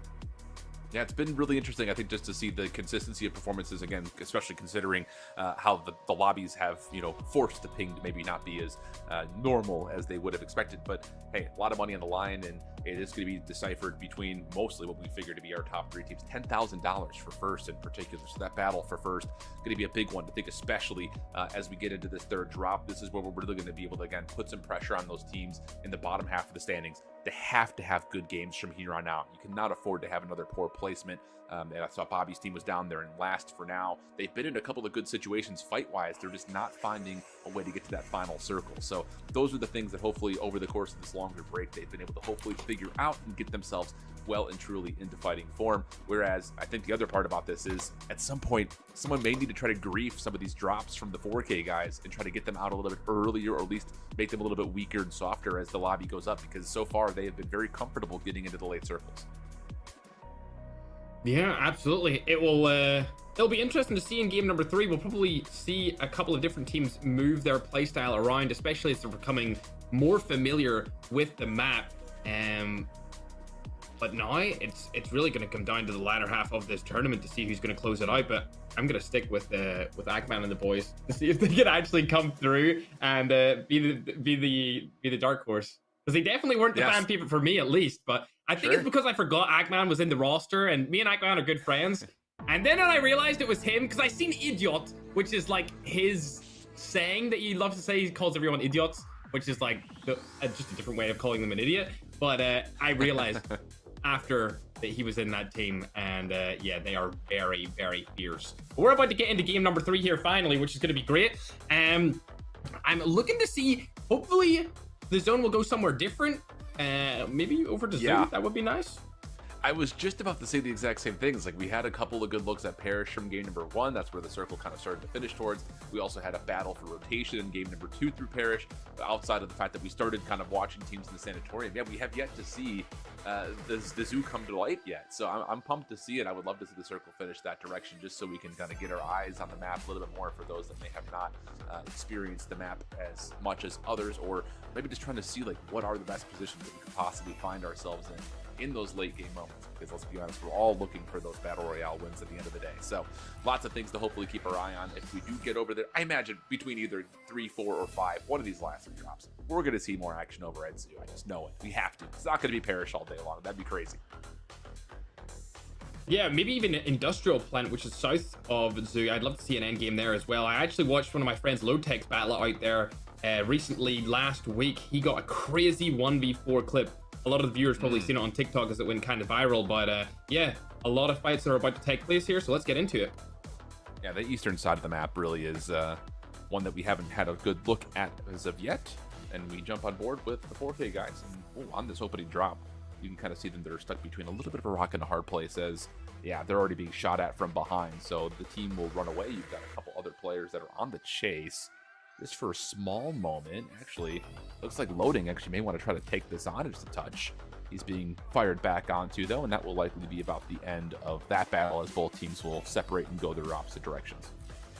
Yes, that's the good thing about land in Parish. You can either rotate the Timber, which is right where we're watching 4K rotate to, or you can go from Parish the whole way down to the shacks that we've seen before and then make your way into Village. I would honestly argue that Timber's probably the most underlooted areas of the map, so this is semi-bad for Team 4K, the second place team so far in the competition, but hopefully they can make a comeback like they did in game number 1. Yeah, the other interesting thing looking at this map is we still have 2-3 teams fighting for Parish, but look at the bottom left side of the map. 2 teams kind of fighting it out on the very outskirts, whereas Industrial and Zoo both only had a team each. So depending on the speed of the loot, you would have to figure that those 2 squads that find themselves in major POIs by themselves will be pretty happy to take early game fights if they do come their way, which, again, keep your eye on that 4K squad because they are rotating kind of through Timber and up towards the Zoo at the moment. So we'll see if they end up meeting this one squad that's over that direction as we jump on board with Idiot and the rest of Senior J. These boys are currently, again, in first place and pretty comfortable at the moment, just kind of getting themselves looted up after they've been able to find 1 knock to this point. Yeah, and it seems like Swifter's team are actually completely eliminated out of the competition already, dying in Village where they died before. I'm not sure why they would decide to go back there, considering they got destroyed there previously, but unfortunately for game number 3, they are out. Okay. Quick eliminations already coming through. More knocks, as Magic was our individual kill leader from game number 2. He had 11 on his own. His team not quite able to follow up with that, though. They only finished with, I think, 16 total kills, but still 11 individually is unbelievable. But as they move on in, you can see that Lotex and the rest of the squad have found JHC and largely have taken care of it. See, Park is all the way at the top side. He's just trying to stay alive to anchor for his team, and I guess no one has an idea of where he's at the moment, so that should be enough to get players back into the mix as Lotex, Co-Script, Loading, and Noah just continue to kind of run over this Parish position. They have really enjoyed this POI. And it's even better for them because the zone is actually going to Parish this game. Like, it's central zone. They get all the loot themselves because they scared away the Team 4K like we were looking at. And the other team that landed shack towards Village, which was Swifters, rotated into Village and ended up getting wiped by Veg's team. So now they have the whole of Parish pretty much to themselves. Loot up, get all the free body boxes, and they're going to be in an easy setup for the rest of this lobby. The only problem is that they probably won't get a lot of kill points for it because people are going to rotate in late. Yeah, but it is one of those things, and you had mentioned it, and, you know, it isn't kind of important to notice because we don't really, watch or see many competitive events surrounding Battle Royale at the official level here for COD Mobile, but I think your point at the beginning of our show was absolutely right, where it's, you know, when you've got a set amount of points built into the leaderboard based on where you finish, especially when it's 30 points for first, it's not like a multiplier like we see in other Battle Royales. The kills are not as significant maybe as just getting good placements, and I think the words you used exactly where the kills will come if you put yourself in a good position for the late game. So may not be the most sexy gameplay when it comes to trying to find fights early and often, but hey, you put yourself in a good spot to win a lot of money if you just play smart Battle Royale today. Absolutely. I'm hoping that they pick a couple of SVDs up or maybe use a sniper, get on top of the parish church, and are able to take people out from afar as they rotate in so that they can still get those kills coming in as they are central zone and waiting for those people to push in. No. Which is actually what's Here happening comes right Team now. 4K. Yep, Yeah. let's say Team 4K just taking the zip just to try to find themselves in the best spot possible for that center rotation. They're going to go up towards the radio tower here, which is a key point that we saw from our second drop. So looks like we're not going to get the benefit of seeing much of the zoo here on this drop, as everything is again just moving over towards this top location at Parish and on the radio tower itself. Back down towards Station, though. Possible fight here is JHC. We saw him getting into a little bit of trouble a couple of minutes ago. He has played full recovery. He's got himself pretty much fully kitted out and ready to go, but there are 3 teams in the immediate area. So some danger here as Father Amir and the rest of his squad are on the high ground, and it looks like JHC are very aware of that. Absolutely, as they should be, because you can get shot from all angles when you're in this station area. However, if they do end up getting knocked or if they're put in a little bit of a pickle, they can use the newly found zip line mechanic in this map on Krai to get out of that situation. However, I don't think that's what's going to happen. It looks like people are pushing from all different angles here, and a third party's coming in as well. Yeah, seems to be that way. There was at least one knock and finish, so again, multiple teams in that position, really keeping their eye on that high ground. You can also see through the walls that Magic and the rest of his squad are on the move as well. More knocks coming through. This rotation has been punishing for so many of our teams that found themselves in Sanatorium. More action still on the way, though, as they dive on in, and the shots are a little bit shaky to start, and that's not going to be good enough, as Wagner has to try to finish off the rest of this battle, and actually looks like he's doing okay for now. JHC is out of there. So yeah, Magic, Park, and COD all out of the picture. JHC has to play his life. Absolutely, and you can see that COD Ninja doesn't have a revive flight able to be come in right now, so he's going to need to go back and get his tags instead of getting auto-revived in, but unfortunately Winter's going to get dropped right there, along with Low-Tech surprisingly dropping in Parish, considering that they had Parish all to themselves for the majority of the game so far, but Akaza is going to get eliminated by Noah Sunday, so the retaliation kill comes through. Good trade. Low-Tech gets to be revived, and it looks like Akaza actually and his team got completely eliminated there. Yeah, kind of hard to tell here, but at the moment it looks like that very well may be the case. Loading, trying to get some long-range shots down. CoScript and Noah playing just underneath and beyond him. But difficult battle to take here.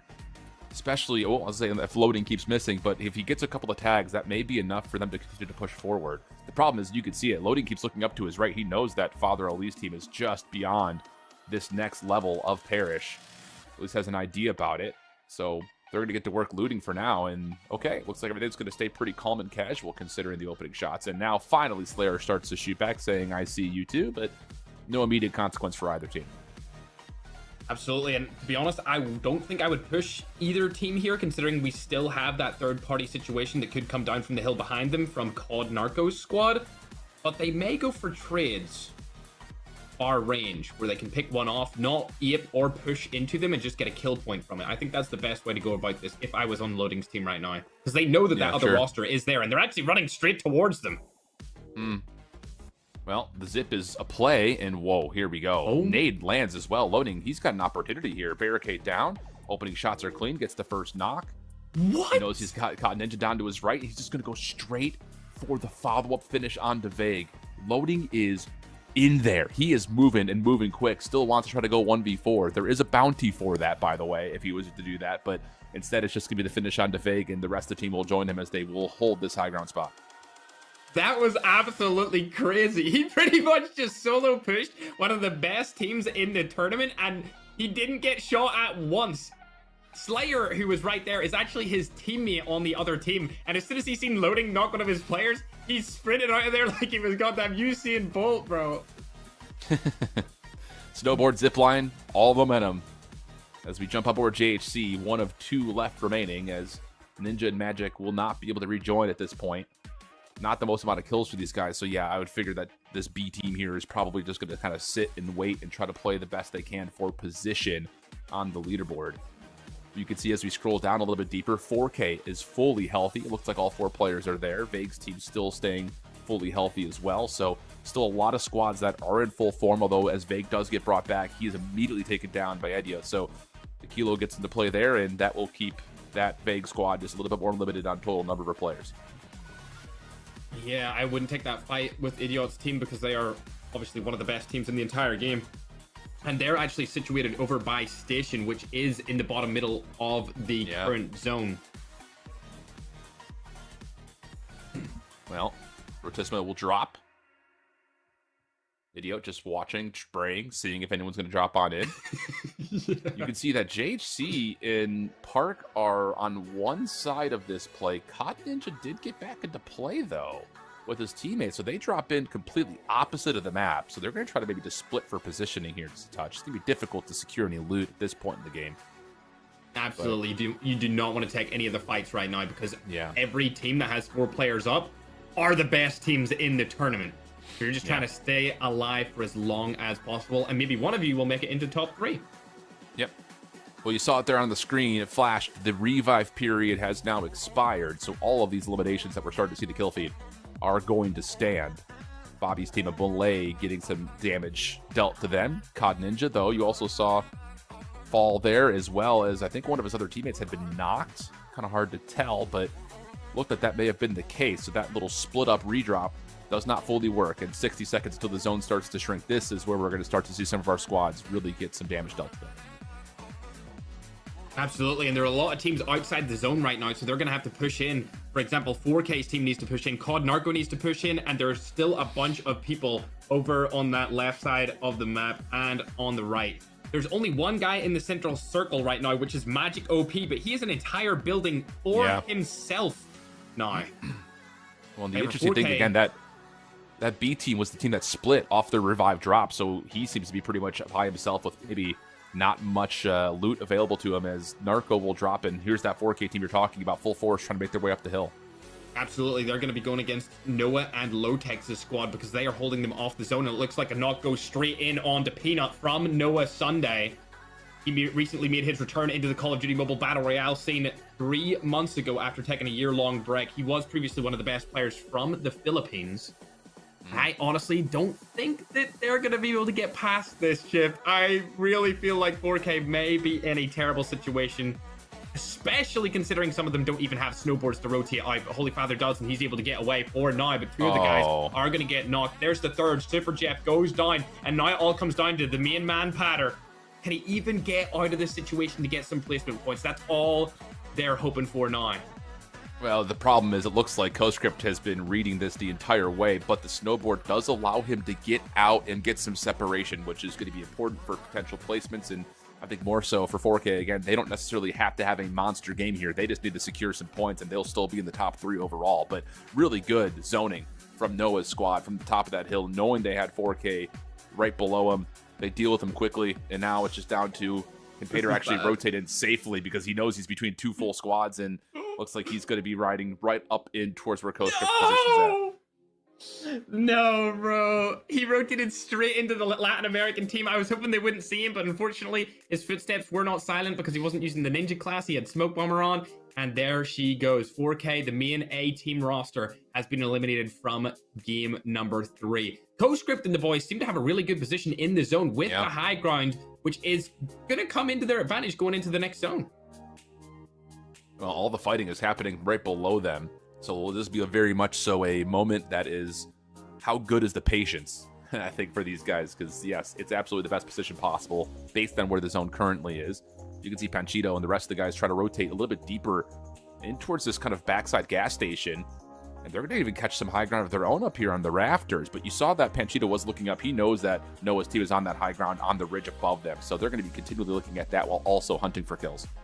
Absolutely. I would say to take the zip line straight into the station if I was them, because the next zone is actually rotating over towards that way. And where they're standing at right here is terrible. If anyone targets that area, they're going to get wiped instantly. Looks like they're actually just going to rotate over to their left instead of taking the zip line. And maybe they might be able to get the cliff face if it allows them to. But Noah's team and a bunch of other ones are going to see them rotate early, so they might get shot from behind, but it's yet to be seen. No, it's good proactive rotation. They're going to catch not just the extension of this zone, but also the first part of the next one.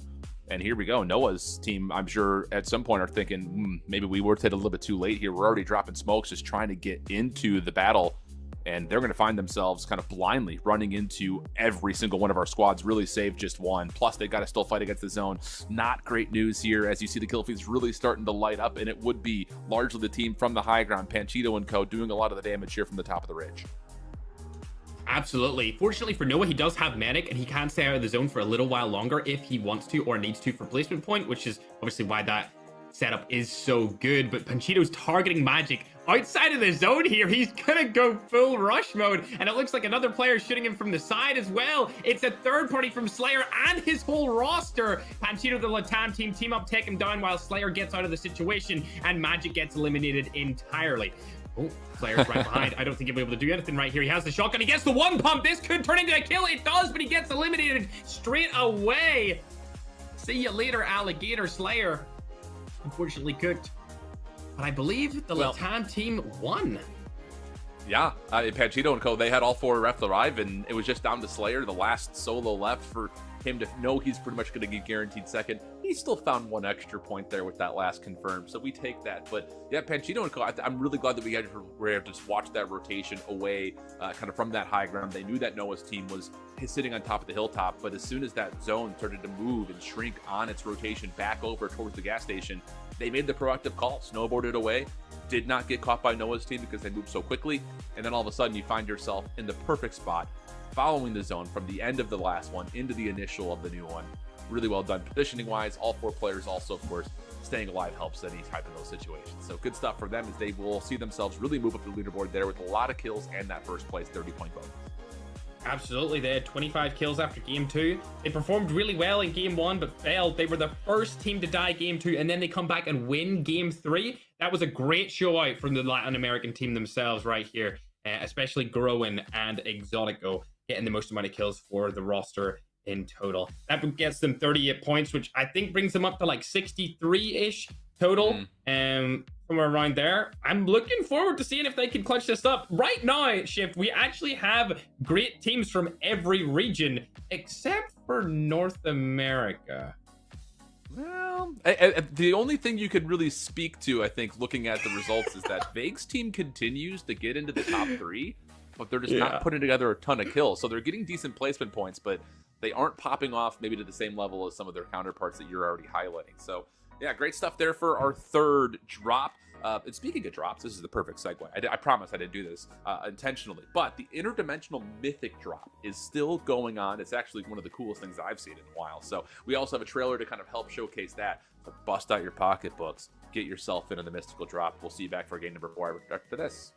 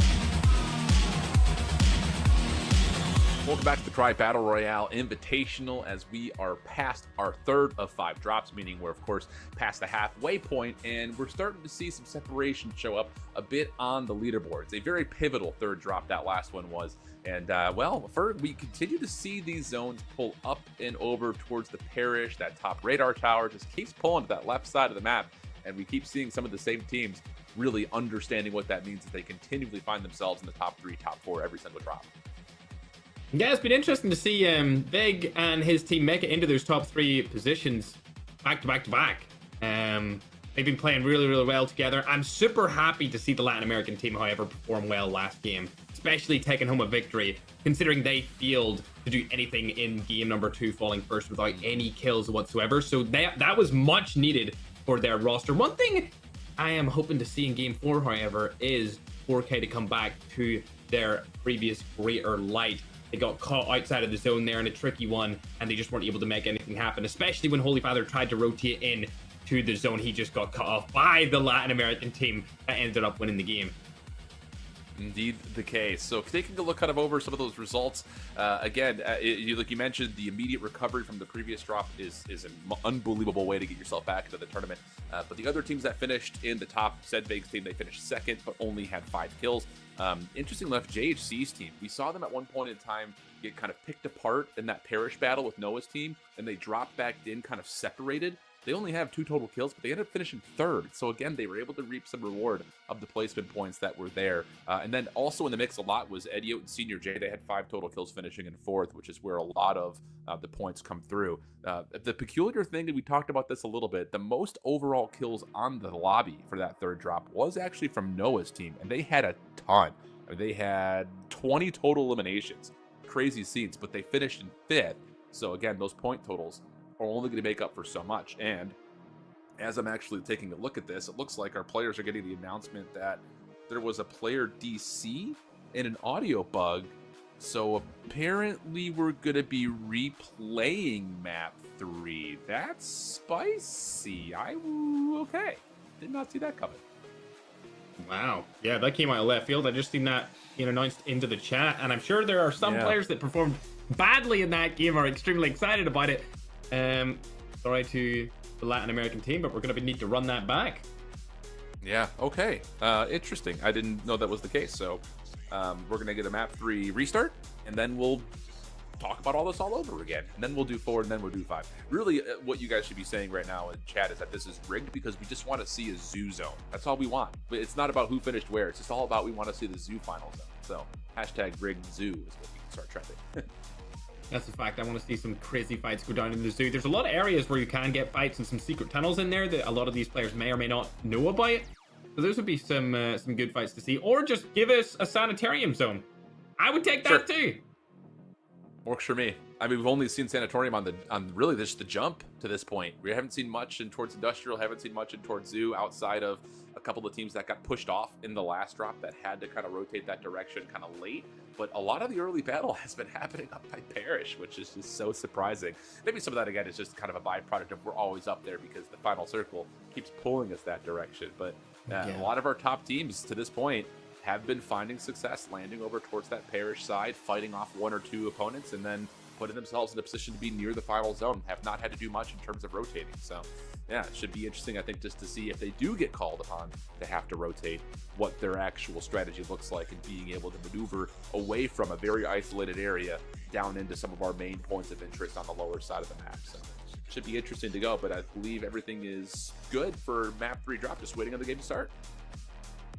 Yeah, we even seen up there in Parish, when 4K had the snowboard, they still couldn't get out of the situation, and that's why that's such a bad area to go, especially when the zone pulls to the other direction, the other side of the map. You just cannot find your way anywhere in terms of rotations because the actual map goes uphill, and the snowboard doesn't really work uphill at all. It's definitely a momentum shifting transport option for you, but it just doesn't work in that situation. Yeah, I mean, we've seen a lot of teams really relying on the zip lines and the snowboards as well, which is, I think it's another cool addition towards what we've seen in COD Mobile Battle Royale. I mean, again, not having the same expansiveness of having vehicles. I mean, we saw in, anniversary events previously, like helicopter strategies were everything. we don't really have the same makeup of that here on Krai. So it is kind of fun to see the players shifting towards trying to best move around the map without that resiliency on things like helicopters and things of the nature. So it should be interesting, I think, just to see how our teams who have found success with it already keep finding and producing that success, where others need to kind of maybe learn about what they want to do rotationally, especially if they keep dropping towards that sanatorium side, that lower right side of the map, and they have to keep moving across all of this open ground just to put themselves anywhere near some of those final circles, which seems to have been, again, big problems for so many of our teams so far. Yeah, absolutely. I hope to see some people land into Industrial Plant just because we haven't seen it on stream yet. And to some of the casuals watching that haven't really played Krai thus far, it would be a good place for you to actually see. You can get on top of all of the buildings over there, and you can even get on top of the storage silos as well, which might surprise a lot of you watching at home, because I don't think that's actually meant to work that way. But you can get on top of them if you want to. And it's also, I guess, a different style of building over there. There's not much verticality to it, but there is a lot of places that you can camp and kind of go in a little hidey hole and play out your camping dreams. But we're about to get into match number 3, the official match number 3. You know, last one was just a warm-up, so this one is the real thing. Yeah, after the tech issues, we got to get our players another chance to get the fingers all hot and bothered, ready to go again. So yeah, it should be good. Just waiting on that to drop on in, and just to kind of maybe speak to it while we're waiting for this game to fully load up. You know, those final circles that end in populated, more village-style areas with tons of buildings, that could sometimes, again, lead towards what weapons do you have in the final circles? Because we've seen a lot of players defaulting for ARs, having a couple of players on their team with sniper rifles. We haven't necessarily seen the same kind of SMG gameplay that may be required if we do finish in one of those more close-quarter areas. But that's all for a later decision, as we have a north to south plane right across Parish again. So we'll see how many of our teams decide to try to battle it out early. Of course we do. Of course we'll see another Parish drop. I'd say we're going to see the similar suspects that we've seen in the first 2 games landing over at Parish. And to be honest, I think that the majority of players have found themselves a spot where they like to drop, and they're just going to go back to that same spot every single game, especially if they're there kind of uncontested. Parish, of course, being the exception. There's enough there to go around multiple different teams. But loading's going to fall straight off the bat to Super Jeff, along with Tokyo dying to Lotex. So that is... Uh-oh. I believe that's 4K Parish. Yeah, that has to be. I mean, that's where they've largely been dropping. Lotex has cleaned it up. He's already got himself 2. So that 4K squad in a little bit of trouble here early. Again, if you're joining us here late, we are playing with the auto revive until pretty late on into this game. So it's one of those that you don't get punished too much for dropping early, pending your whole team doesn't get eliminated. And yeah, you can kind of see it there in the top left-hand side of the map. That's the G team that was the 4K squad. They tried to square up early, did not fully work out, and now they're rotating back through Timber. We've seen this before. We absolutely have. Timber's not the best place to go for loot, but I think they'll be fine to stay in Parish since they have the top area of the church and basically locked down. And there's actually quite a lot of loot in there, surprisingly enough, if you go scouting through it all. And Noah's team are down at the bottom of Parish, so they've split up quite well there. Unfortunately, they did get a couple of points off Team 4K, and since they are in contention to actually be the winner, being obviously Lotex's team because they've been performing quite well recently, it's kind of a sting in the behinds of Team 4K because they're also up there on top of the leaderboards. A big battle between 2 squads that find themselves vying for those top 3 positions. Again, $10,000 for first. Not a small amount of money. And well, absolutely not. And unfortunately for them, Idiot's team aren't getting wiped whatsoever on the kill feed. Yeah. They seem to be having a lot more success on their drop than any other top team.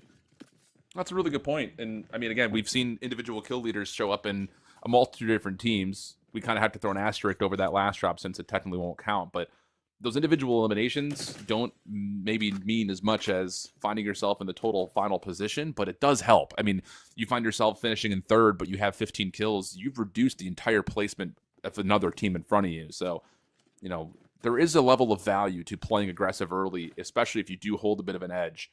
But now you can kind of see it over the big minimap once more. Not a lot of action underfolding. Maybe some action here in Sanatorium. You've got 3, maybe 4 teams that might have to rotate the same direction, as we are finally going to see the circle move a little bit more over towards that zoo side of the map on the top right. Finally. Oddly enough, there was somebody in Team C up at the top of the map by themselves.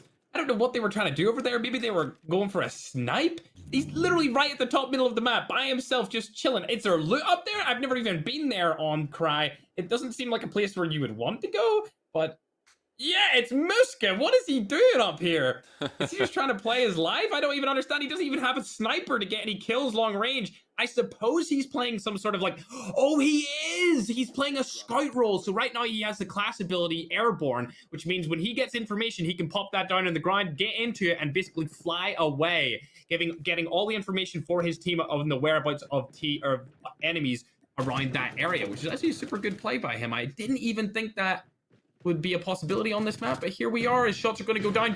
Tom Pips is hitting a lot right there. They're going to rotate over back behind, and Muska's going to get that information on top of the map even further behind, because he does have that really good spot on the hill. Yeah, that's what we call playing the long game right there.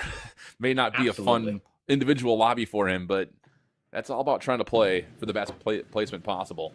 As like you mentioned, a little bit of a battle here between Father Ali's team and Tom Pips, but looks like everyone is happy just to kind of forfeit the battle and move over towards just fighting another day. And in that moment, a chance here for the rest of this Tom Pips 4K squad to move a little bit further up the slope. In fact, they're actually kind of chasing the rotation of Father Ali's squad, so this may lead to a bit of a skirmish. It just comes down to, can they cut them off from the rest of this village over here just as they try to make their way in towards industry? Yeah, absolutely. As you can see as well, they're getting knocked down by an SMRS from Malay. Not only that, but Muska and his team are over on a third-party position right here. And if they rotate into there, Muska is going to be able to land shots because they're out in the open, along with his squad as well. And they kill feed only C4K. They're going to get some of their revenge against Loading's team earlier. That was the opening battle that they had over towards the parish. And they have battled back pretty nicely. In fact, now all of a sudden, you saw it, Father Ali just gets knocked by Park. So there's going to be about a three-party situation down as we rotate over to see what Winter and Salty and Rosas are able to provide here on the bottom side towards station. They are by themselves, so they're going to have a lot of space to hang out while most of the battle is happening up towards Zoo. Absolutely. Shots are going to go down again, and Malay is able to get a kill on the JHC from behind. The knock goes down, but he is also going to get knocked by Cod Ninja with the trade kill, and the finish is going to come through easily in favor of Cod Ninja. Also a Battle Royale champion in the $10,000 series from this summer.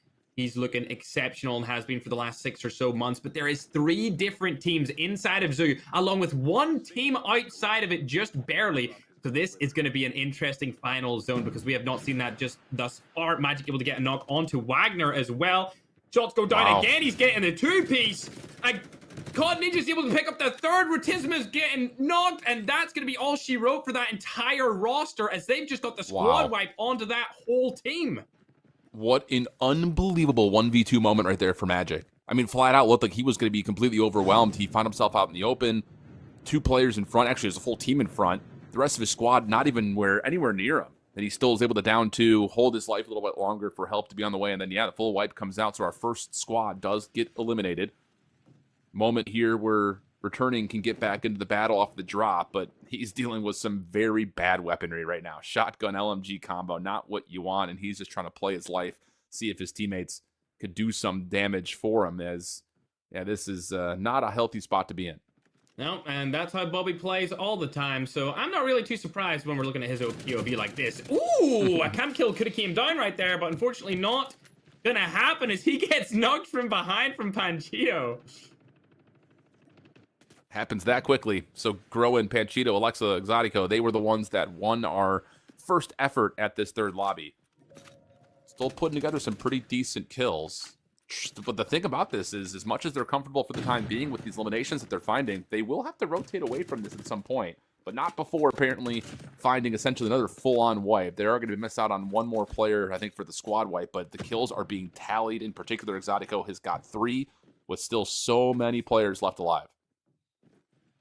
A lot of players left alive indeed, and there's still many people inside of Zoo. Cod Ninja's team, which we just seen wipe another, are still there. Muska is back to where he was earlier in the game, so he's just watching this all unfold on the map, and it seems like they might even go in for a fight here. They're going to need to rotate into the zone. I don't think they realize that they're right in front of them either. Yeah. Footsteps must have been heard. They must be seen on the map.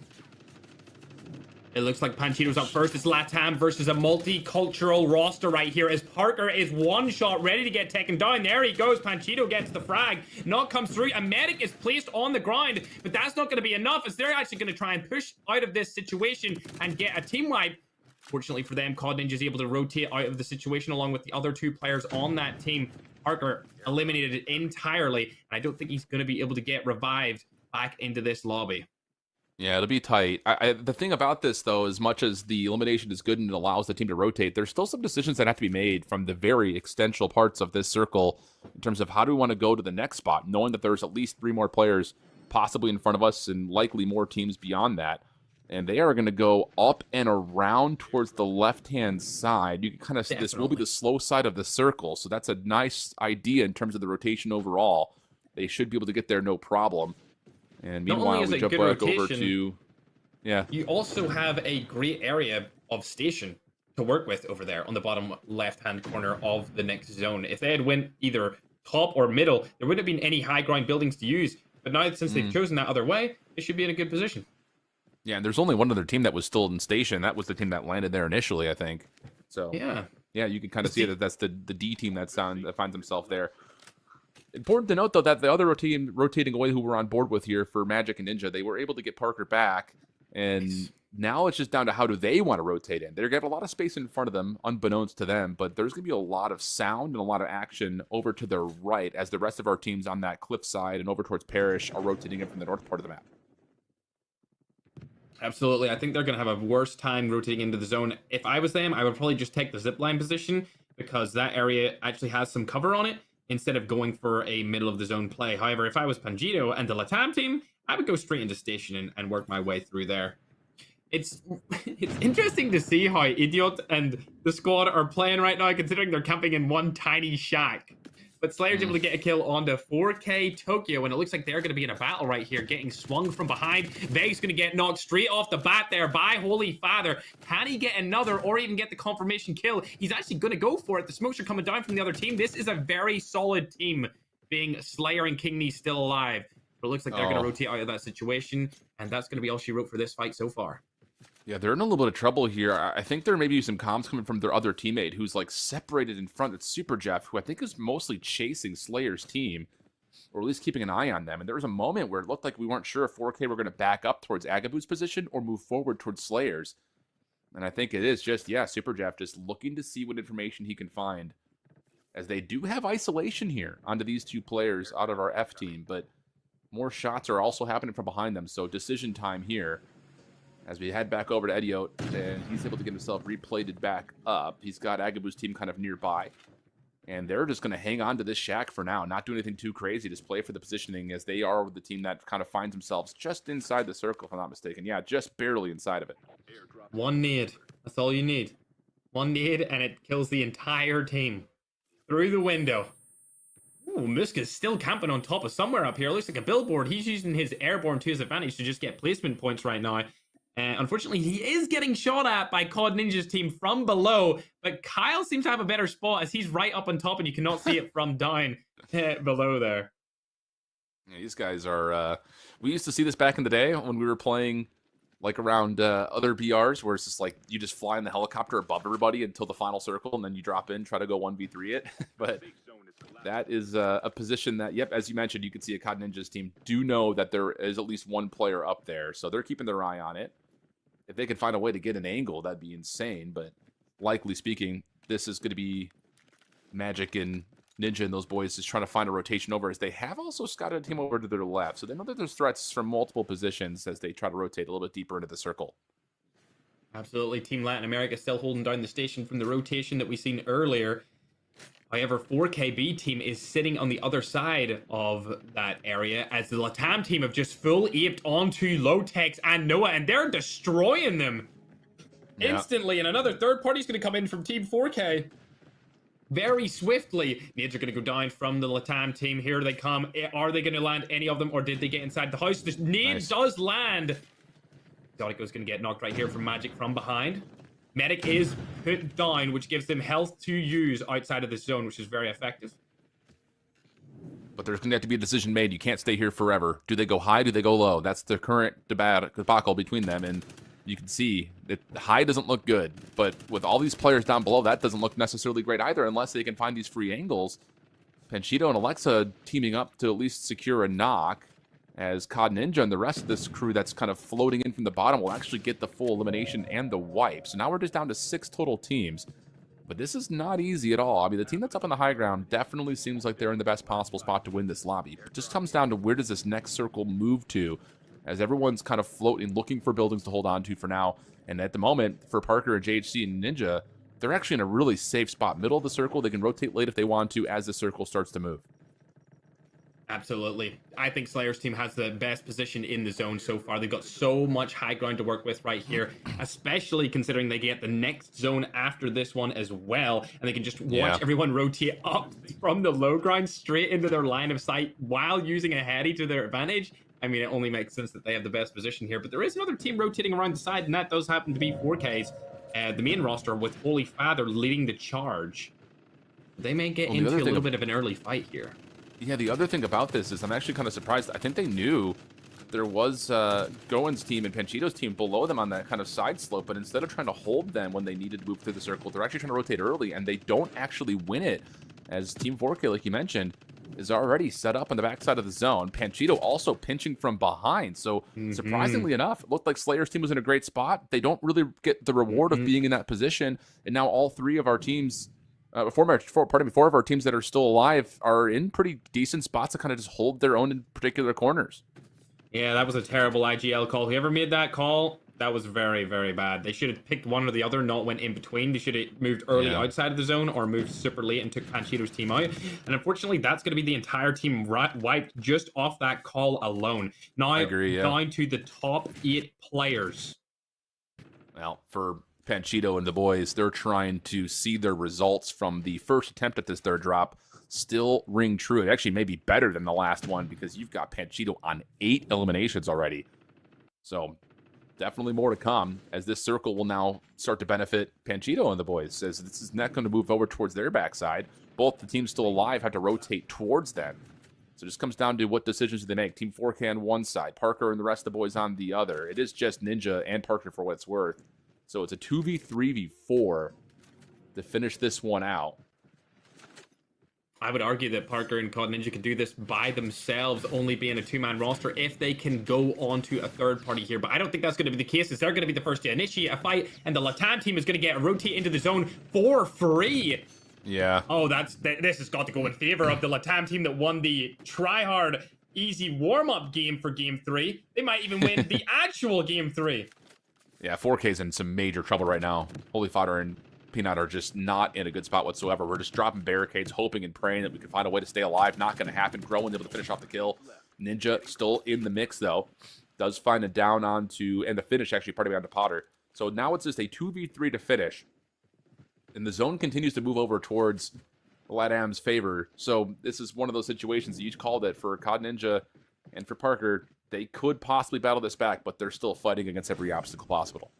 Absolutely. They are literally and figuratively fighting an uphill battle right here against 3 of the best players from the Latin American region, as they're rotating back down into the zone right here. The defender gets pulled down. He's trying to get the snipe shots across the map right here. Not able to land any. I'm not sure what's going to go down from here, though.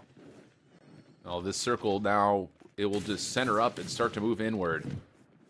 And that's going to force this battle inevitably. And honestly speaking, where the LATAMs are, they've got some fence lines to work with, can block some line of sight, but the safety is limited. Let's put it that way. Parker, Ninja, trying to hold on to the barricade. Shots not fully landing for Alexa. Health now starting to come back in. The zone will start to shrink on up once again. Panchito just trying to make sure he stays with the perfect loadout possible for him.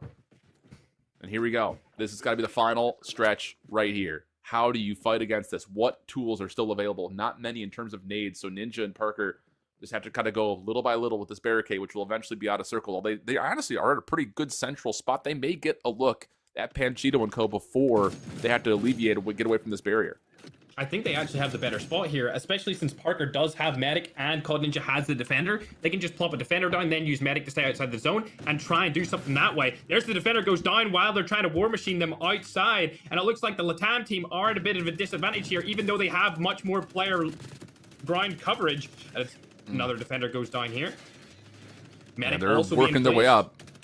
Battle of the trenches, quite literally. We've got barricade after barricade being dropped, but there's the first strike. Alek's able to find the knock. Panchito off the side will finish it. 12 total kills for Panchito.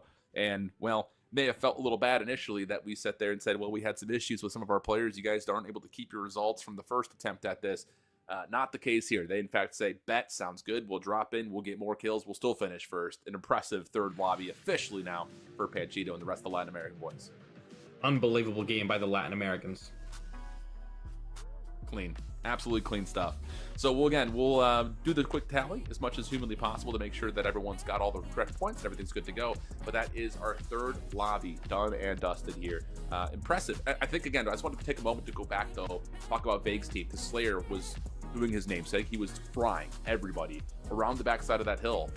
There was a moment, though, where they found themselves a little bit stuck between do we want to try to hold teams from rotating in against us? Do we want to try to rotate early? They decided to rotate early. They missed up on their chances, and they find themselves in the middle of no man's land with 3 different teams looking at them before they were able to actually secure a good spot in that final circle. Yeah. I feel like that was an indecisive play. They rotated a little bit too late to be in front of Holy Father's team, and obviously a little bit too late to hold the ground against Panchito. They probably should have just picked one or the other and decisively chose the option as soon as possible. Felt like a little bit of a delayed play. Bit of a mistake, but such is the way it goes. Hopefully you live and you learn, and at the end of the day, they're still putting together decent placements overall. Quick tally as some of our screenshots from the scoreboard is coming in before we actually do our full look down. Yeah, Team Panchito and those guys, unreal stuff. 12 total kills for them in the first place finish. Ninja actually had 8 individually for him, JHC, Magic, and Parker, who finished in second. And then our 4K squad finished in third with 5 total kills. And this will be officially the first lobby that we don't see a great placement for Vague and company. They finish in 4th that time with still just 4 kills from Slayer. So that's your top 4 overall after drop number 3. We'll do the tally on the overall leaderboard when we step back away. We're going to head to a quick break. When we come back, drop number 4 on the way. Don't go far.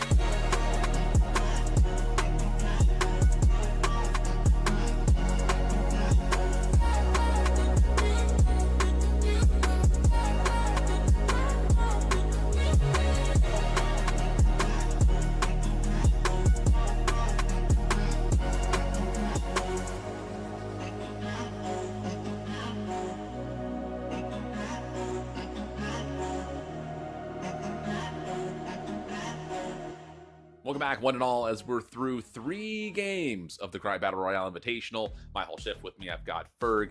And, well, so far, I mean, hey, we've had this whole debacle of placements versus kills, getting the lobby that really just seems to keep going towards Parish.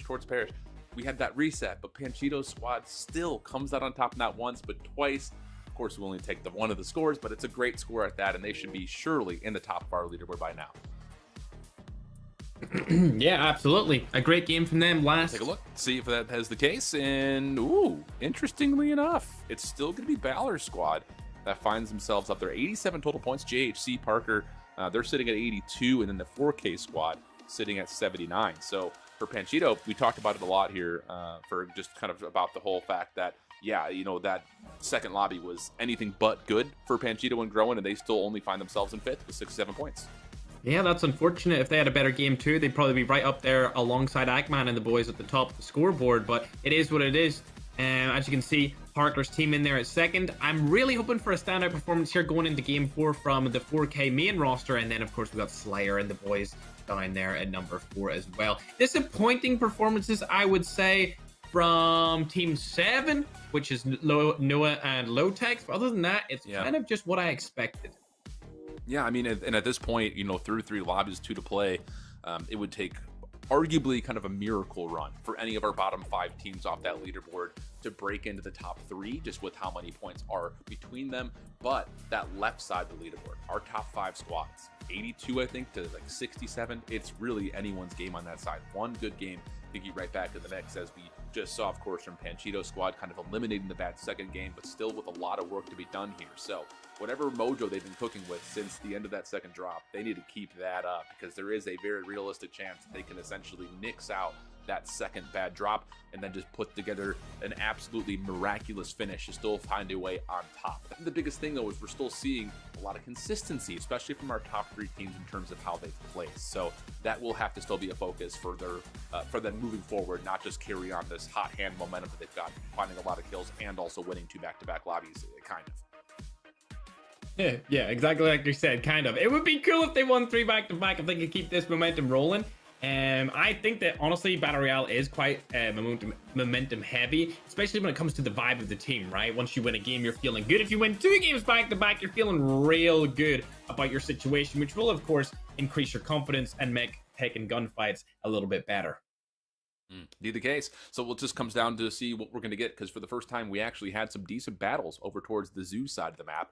But still, there has been this interesting battle between Noah's team and the 4K guys over at Parish. Sometimes it's worked out nicely for one or the other, but it has not been a consistency in terms of this team's always beating the other. So we'll see if they keep having that little rivalry building over towards the Parish side. And then I think just on top of that, we still have yet to really see many early fights down towards Industrial, or really even towards the Sanatorium. There's actually, I think, been more fighting over towards Village and up towards Parish than anywhere else in the opening, which I would never have guessed. I would have figured that Sanatorium, Industrial, and the Zoo were going to be like the 3 biggest hotspots in terms of trying to control big POIs early, but really hasn't been the case. Yeah, well, hopefully this game will see a final zone head towards Sanitarium or Industrial Plant so that we can get some good coverage of the entire map. That's really all there is left to it in terms of showing you guys this brand new Battle Royale map that was released this season with the 5th anniversary of Call of Duty Mobile. I can't believe it's been half a decade since I started grinding this game, but I mean, here we are today and we're about to get right back into it.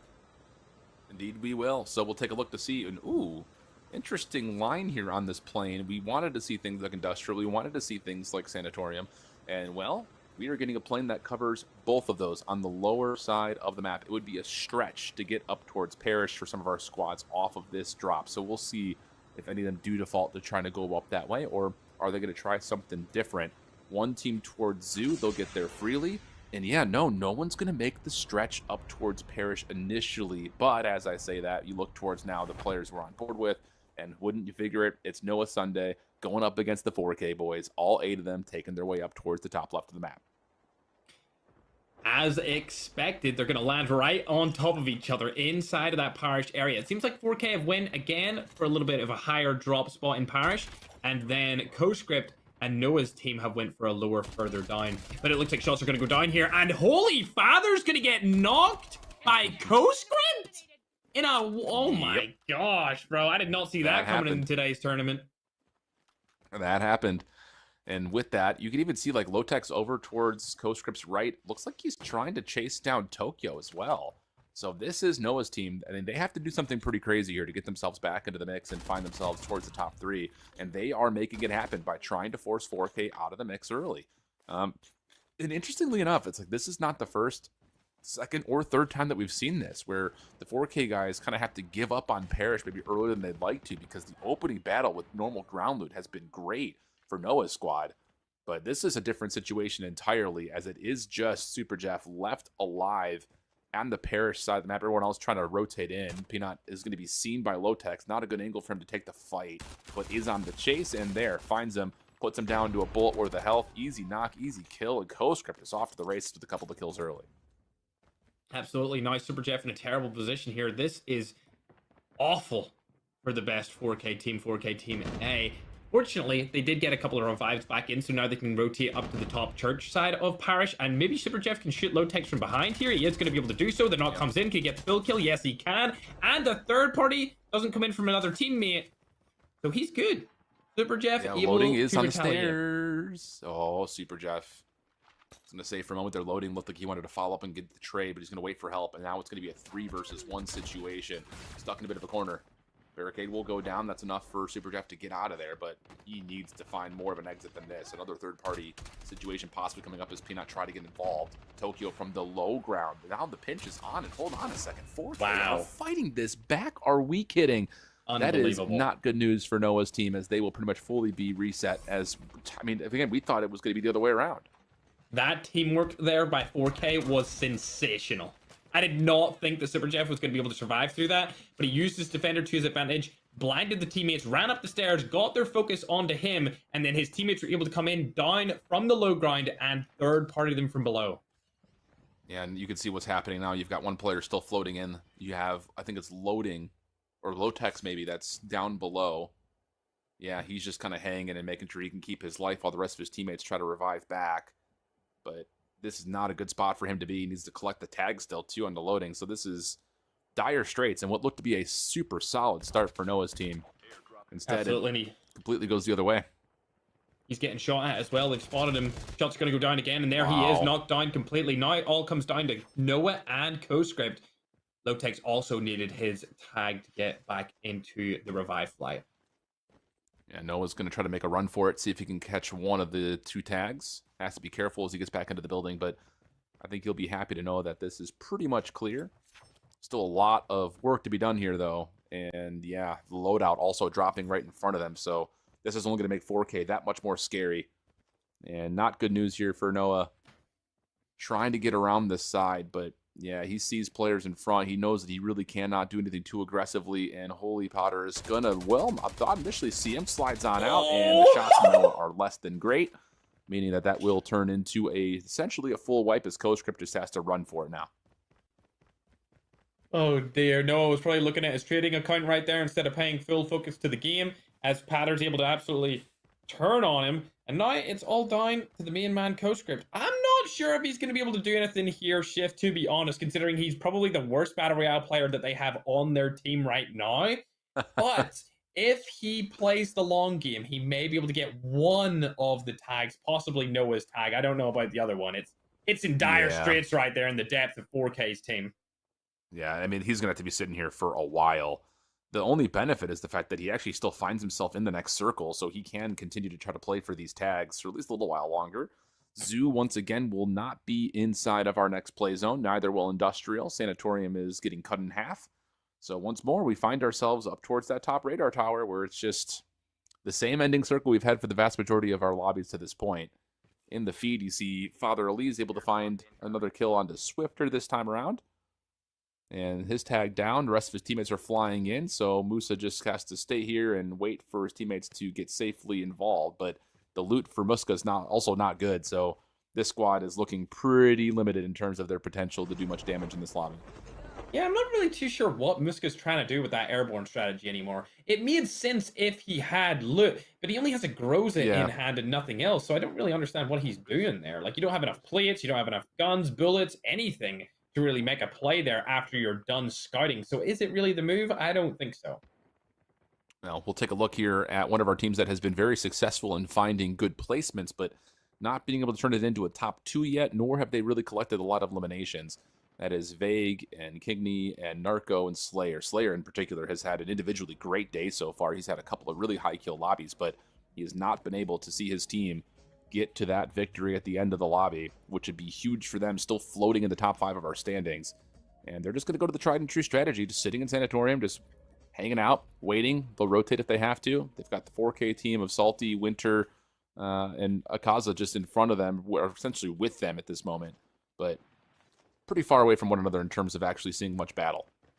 Absolutely. That's the great thing about Sanatorium is, especially in a late game zone, so many teams can make it in here and stay alive because there are different floors and a lot of different rooms on each floor. Speaking of, seeing another instance of that with Ediode and Senior J. Balor still at the top of the leaderboard. As some action is going down, as I think Bobby's going to hit a snipe onto Potter. The Holy Father! That will work. No He's going to way. get up no problem, but that's still one of those that Bobby's going to be clipping for sure. And actually, they don't Absolutely. get the revive in time. That's going to be a brand new YouTube video coming on Bobby Plays YouTube channel within the next 2 days, ladies and gentlemen. So keep your eyes peeled for that one. Hashtag COD Bubble Partner Moment. Looks like Peanut's rotating away from them as well. Are they scared of Bobby and the boys? Ain't no way. They may just be a little bit split right now. Yeah, Tokyo is also down. His tag is still out. So this is one of those weird. moments where they're just trying to play reset, wait for Potter to come back in. He's still waiting that drop in, and then they need to go play for Tokyo's tag, which I don't even know where it is at the moment. Oh, it's not in a good spot. Oh, It is God. completely surrounded. Yep, absolutely. The whole team's sitting on top of it right now. Maybe they know that the tag was dropped and that he doesn't get back into the revive flight, and that's why they're sitting right on top of it currently. Yeah. Hacker coming in from Well- Peanut. I don't really think that's a good option of an ability to use, but to each their own. Yeah, to each their own for sure. So this is getting interesting because the circle is not just moving towards Parrish, it's moving right on into the center of it, at least for now. We will get maybe some open ground final circle action on that ridge line that kind of splits between where we're at here and where the station is. And that means that those players in Sanatorium are going to be in some interesting decision-making positions because there are 4 teams who have to rotate into the circle from the bottom side of the map. We still have 4 teams up here on the top side of the map. And Tom Pips is sitting and hoping he can maybe find some more information here, but we'll just kind of play the building for now. Nothing too crazy as our teams. So again, they'll eventually have to hit each other up, but not for a while here on this side. Absolutely. There's 4 teams in Parish, and then you also have a team rotating into Parish from that top side of the hill. But they may take the central zone spot, which I would argue is the better position anyway, to get better rotates from that. If you head into Parish and the zone goes down south, you're going to have to rotate up the hill, and if you have a snowboard, it's going to be useless. And if you don't have a snowboard, you're even worse in just a terrible position. I see the loadout coming down, safe zone about to shrink. Going to see what this 4K team wants to do. Can they find a way to rotate back over and still catch Tokyo's tag?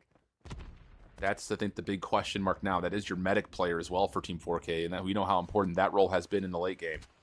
Absolutely. We'll see if they can find anything here. And, well, this is all about, again, do you get a read of where Father Ali's team is? Because you can see them there through the walls. They are on the back side of this play. You don't know what the team in front of you has done. And it looks like they may just be sending Holy Potter just to go try to grab Tokyo's tag by himself. Hard to say, but he was making that play. And, yeah, they were going to find it. So that's going to be enough for Tokyo to be called back in. Maybe a moment of reset here for 4K. Fantastic play. I believe he used a smoke bomber to smoke off the tag, went in, got it, and dipped. That was superb there by Holy Father. And definitely a great teammate to have by your side. One of the best players in the entire game so far this year. But it looks like there's a team rotating around the side of COD Ninja from the southern area of the map. They haven't fought them yet. They're definitely around there. I'm surprised that nobody has heard Lex's dad on top of the roof right here, but this is the team I'm talking about. They rotated straight in here, and now they have high ground on top of Team 4K already. Well, the interesting thing is, like, it's Lex, essentially. It looks like he's pretty much by himself up here. Yeah. I mean, he definitely is hearing Team 4K below.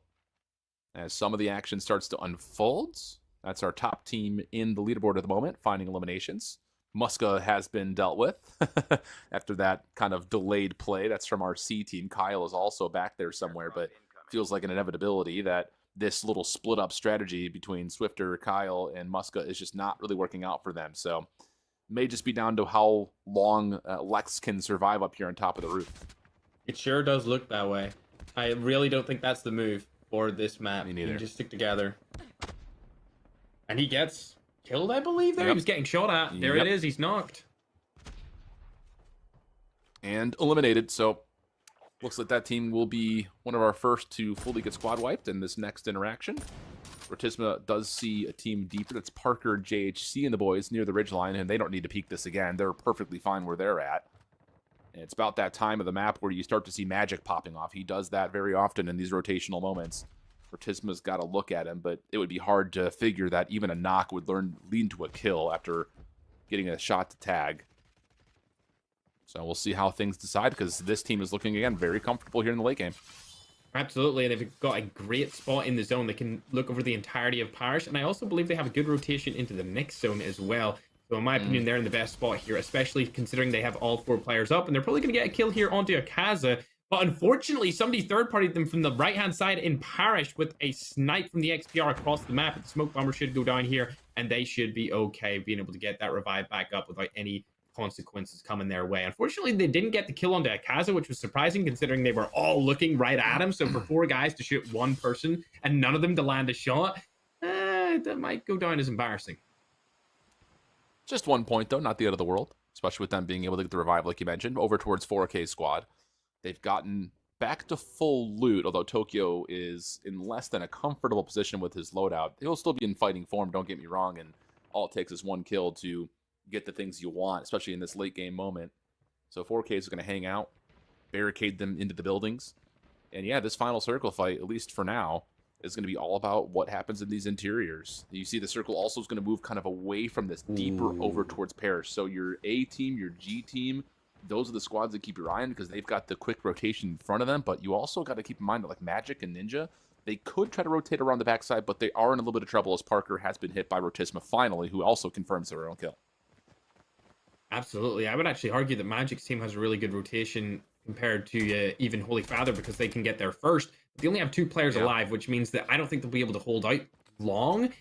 Keep in mind, however, that the next zone only has 1 building left in it, which means all of the fights are going to happen here and now, as nobody knows where they want to rotate to. And especially if they're in the other side of the zone, they know that that 1 building will already be taken by the time they get over there. And that's exactly what's happening. The teams that are over on that side are trying to fight for that building, which is why COD Ninja just dropped the Slayer. But these ones that we're watching right here, being Father Ali, they're going to be rotating in later, just because they're scared of getting too exposed in that empty open field.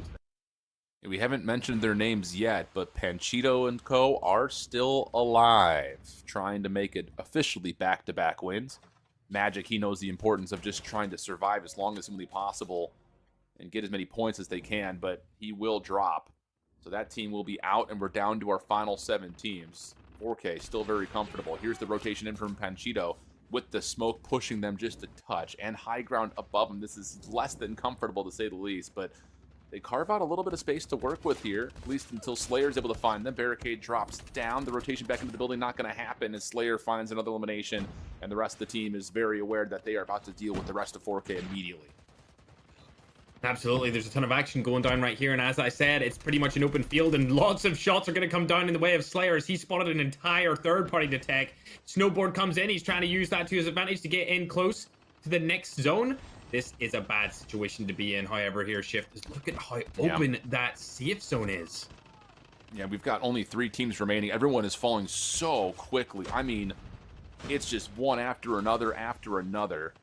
And Slayer, well, he's just trying to skate his way around this as much as humanly possible. Last one left for his team, trying to get a second-place finish if at all possible. But it's still full teams all around him. How is he still alive?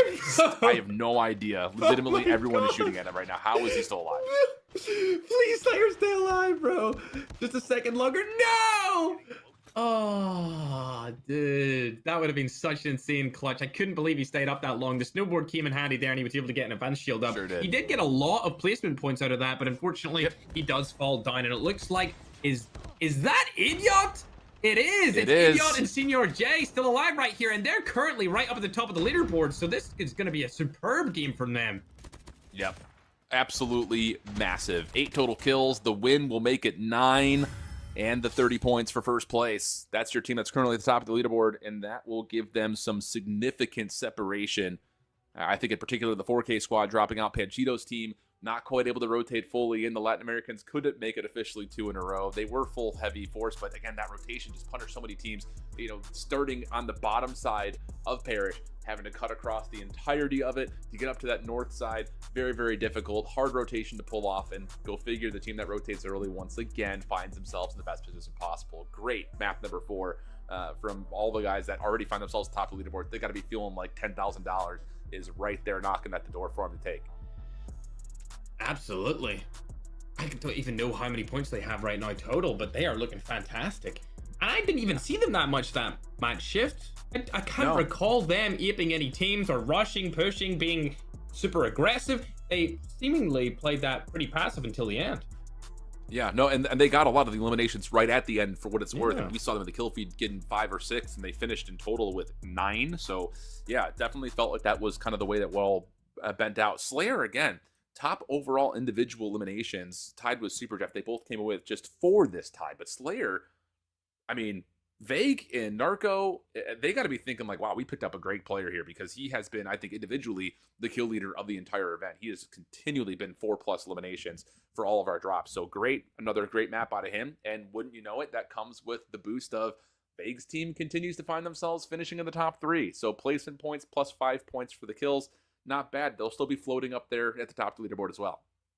Absolutely. 4K did really good, but unfortunately, just really didn't place first. I mean, it doesn't really matter anymore, because the team that is in first just got a first place win.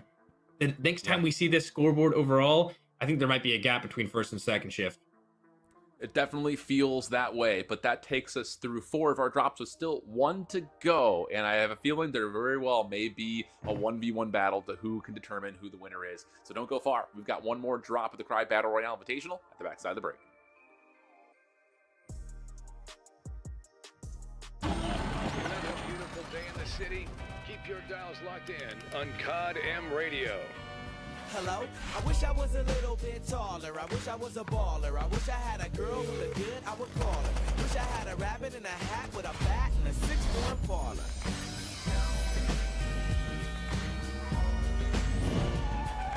Wish I was a little bit taller. I wish I was a baller. I wish I had a girl who looked good, I would call her. Wish I had a rabbit in a hat with a bat and a 6'4" parlor.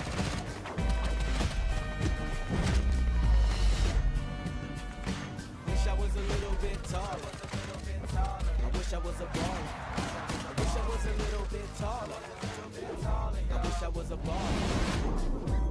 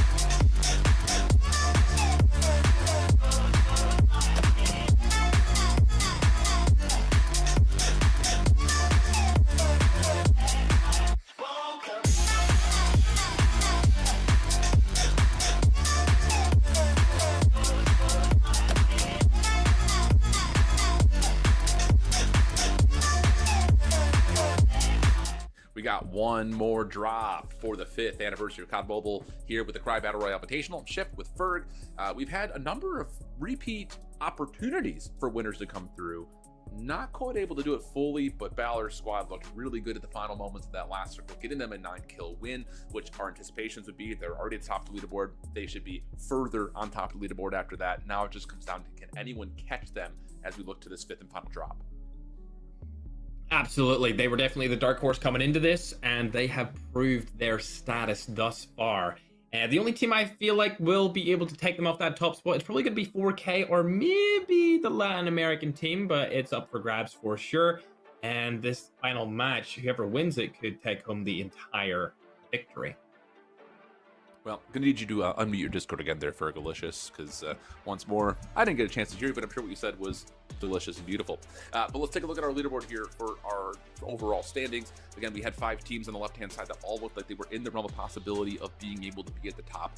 But like we'd already mentioned, Senior J and Balor's squad find themselves 23 points up. That is not an unachievable number for our team in second, which is the 4K guys.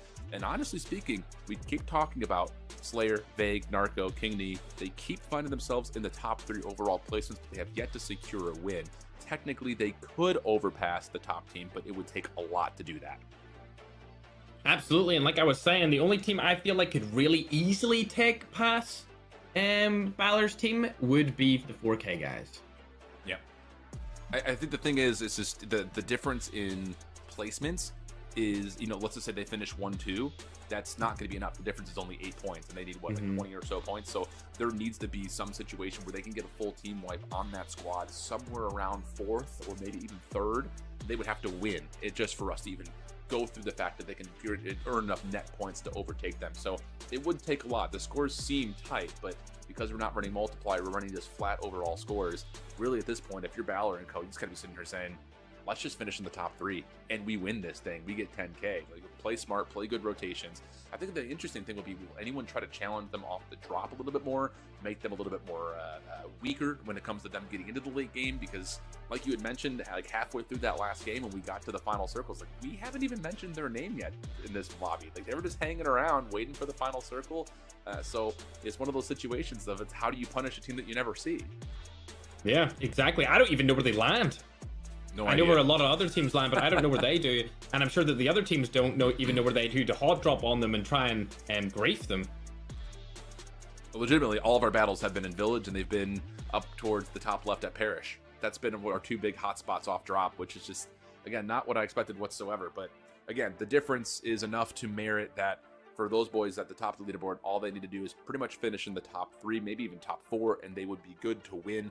But there is that 4K team chasing, and they are one of the 2 teams up towards Parish that continue to find that early battle versus Noah's team. So there is an opportunity. If they can just be a little bit cleaner, they can essentially use that as a merit towards getting more points off of kills. And then it just comes down to finally finding a way to win the lobby. That's been, I think, the biggest difficulty for this squad, is they've been in a good spot in a lot of these lobbies. They just keep kind of getting punished by the stretching circle, the last circle to rotate away before you know exactly where it's going to go. They keep finding themselves on the wrong side of the circle there. Absolutely, and I'd argue that Slayer is kind of putting everyone on their back. That's true. You can't really, you can't really win a game as a solo player against a full team, but he's able to get placements by himself with the snowboard and his good movement. Honestly, they need to come together and help him out. You got to keep in mind there are still the bounties that are available, and Slayer is definitely, I think, the leader right now in terms of most total kills across all the matches. That would get you 500 points for that. We haven't seen anyone do a full solo squad wipe. I'll be honest, I don't know if we ever will. It's just these players are too good to find themselves getting 1v4'd, but that is still, I think, on the table. Our first grenade kill did get tallied up. I saw it kind of posted, I think, after our second drop. I'm not sure who got it. But I did see our production team. Oh, it was Akaza had it. So he had it early in, I think, what was drop number 2. So that bounty's already been claimed, but now it's just down to who's got the total individual kills, I think, because, again, I just don't see the 1v4 coming to light here in our final drop. No, not a chance. All right. Well, waiting on our 5th and final lobby. It looks like we're just about ready to go here. And we should figure out by the end of this one who is our champion of the 5th COD Mobile Anniversary and our Krai Battle Royale Invitational. At the moment, we know who's got the target on their back, so I imagine we'll be spending a lot of time watching those guys move through the map. In fact, if we can, I would like to see where they drop, because like you mentioned, Furry, we have no idea where they're dropping at. We don't know what their rotations are looking at. It just seems like it's all calm and casual until the final 5 minutes of chaos for those guys. Absolutely. They're playing it safe. They're just going for the placement. And like we said before, the kills will always come if your whole squad is alive. It's been the case so far, because they have been not just surviving, they've been thriving. So let's take a look as we drop on into our final drop of the day and our 5th anniversary. Eddie has been one of the big kill leaders for this team. Senior J had a really good opening first couple of drops in terms of his individual kills. And it looks like they are the team that's moving kind of towards this south industrial position. So kind of staying away from the chaos of Sanatorium, staying away from the corners of industrial. They're kind of taking this little bottom corner of the peninsula and hanging out there as, Ballard, he finds himself dropped into Rosas, and the sword shoddy combination will work out okay. Akaza trying to follow up for more, but it will be evenly traded out, and that'll be enough for this bottom Sanatorium position to work out for our team in first. Absolutely. They're going to get 2 kills right there, and that's going to put them even further in the lead. It looks like it's actually the other 4K team have landed on them and tried to grief them. They must have known that they landed there, I feel like. I had no idea, but they're right there with them, and now they know where they are. They might even just continually push them to try and take them out of this game early and help their friends out. Well, it's tough because that 4K team is still in tatters, but you can see that Panchito and Alexa have heard some of this, and they are the ones starting to rotate over just a touch. Keep your eye on that team in blue. That's the J squad, and they are still looting, but they are on the way over. Meanwhile, Lotex, he's been in a couple of battles. That's over towards the village side of the map, I believe. So lots of action here in the south part of our overall map. Circle will be pretty much open for everybody. But yeah, here's Panchito and co. They look like they want to make their move. And it looks like they actually are going to make their move. As the nade lands, shots are going to go down here. Idiot's on top of the map. He doesn't get hit at all, but definitely a lot of damage done to the middle portion of the team who were in the house there. So something rotating to consider away from them. Yeah, but it's just, it's one of those things that, like, as much as we've seen this across a number of titles where it's like, you know where the team in first is, and part of you's like, man, I really want to fight those guys so they don't just get the guaranteed win. But at the same rate, you're also in the hunt, and you're sitting there thinking, well, we also don't want to get wiped here because then our chances of winning are just completely gone. So we'll see how things go. How about this rotation? Magic, he's found himself a little sliver, and now he's got an opportunity to possibly catch Panchito. He is full sending it. He is. He's chasing them off guard right here instead of going for the actual leader of the game. But I mean, fair play to him. If you want to be super aggressive against one of the best teams in the game, the best Latin American team in this lobby right now, then by all means, go for it. No, he's sending it. That's for darn sure. His teammates are right with him, so they are really trying to grief this rotation over.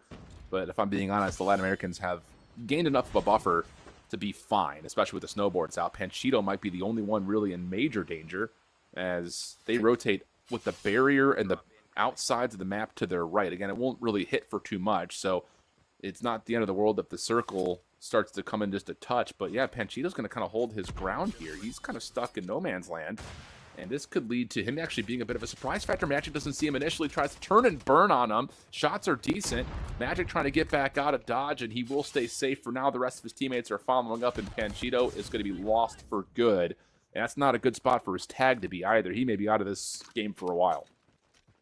Absolutely. That was a rough situation for him to be in. Even if he had a smoke, he could have ran away from there, but he unfortunately decided to stand his ground and fell due to the consequences of his actions. So now all of that right side of the upcoming circle will be owned by JHC, Magic, Ninja, and Parker. They put together a couple of good lobbies, just nothing consistent enough to be at the top of our leaderboard. Been in and out of it here and there. Absolutely. So I'd love to see where Idiot and Balor are in the map right now. Considering we've seen them fight early game, I would love to see if they're still alive. They should all be up. Yes, they are. They got 3 kills on the board right now. If I was 4K Holy Father, the 4K A team, I would be praying that they die sometime soon. As Team E are still alive over... Still alive down to the left of Sanatorium, it seems. Interesting rotation by them. Yeah, they rotated out of it, and now they find themselves kind of squared up with our C team. who could be just kind of, they were the team that had a lot of the early action over towards the village. That's Swifter's squad, as Holy Father is able to find at least one elimination. But yeah, Idiot and Co are just kind of hanging on the bottom corner of the map. I think they're going to play late zone, it looks like, because they're still moving away from the safe zone. So just to stop any early game death like we've seen from them once before, they're just going to continually rotate out. And if they have one person on their team at least using Ninja, I think that's actually the best play here for them to do. Just tank a couple of the zones, make sure that your teammate who has the medic has it upgraded so he can get one back faster, and then just take the damage. Yeah.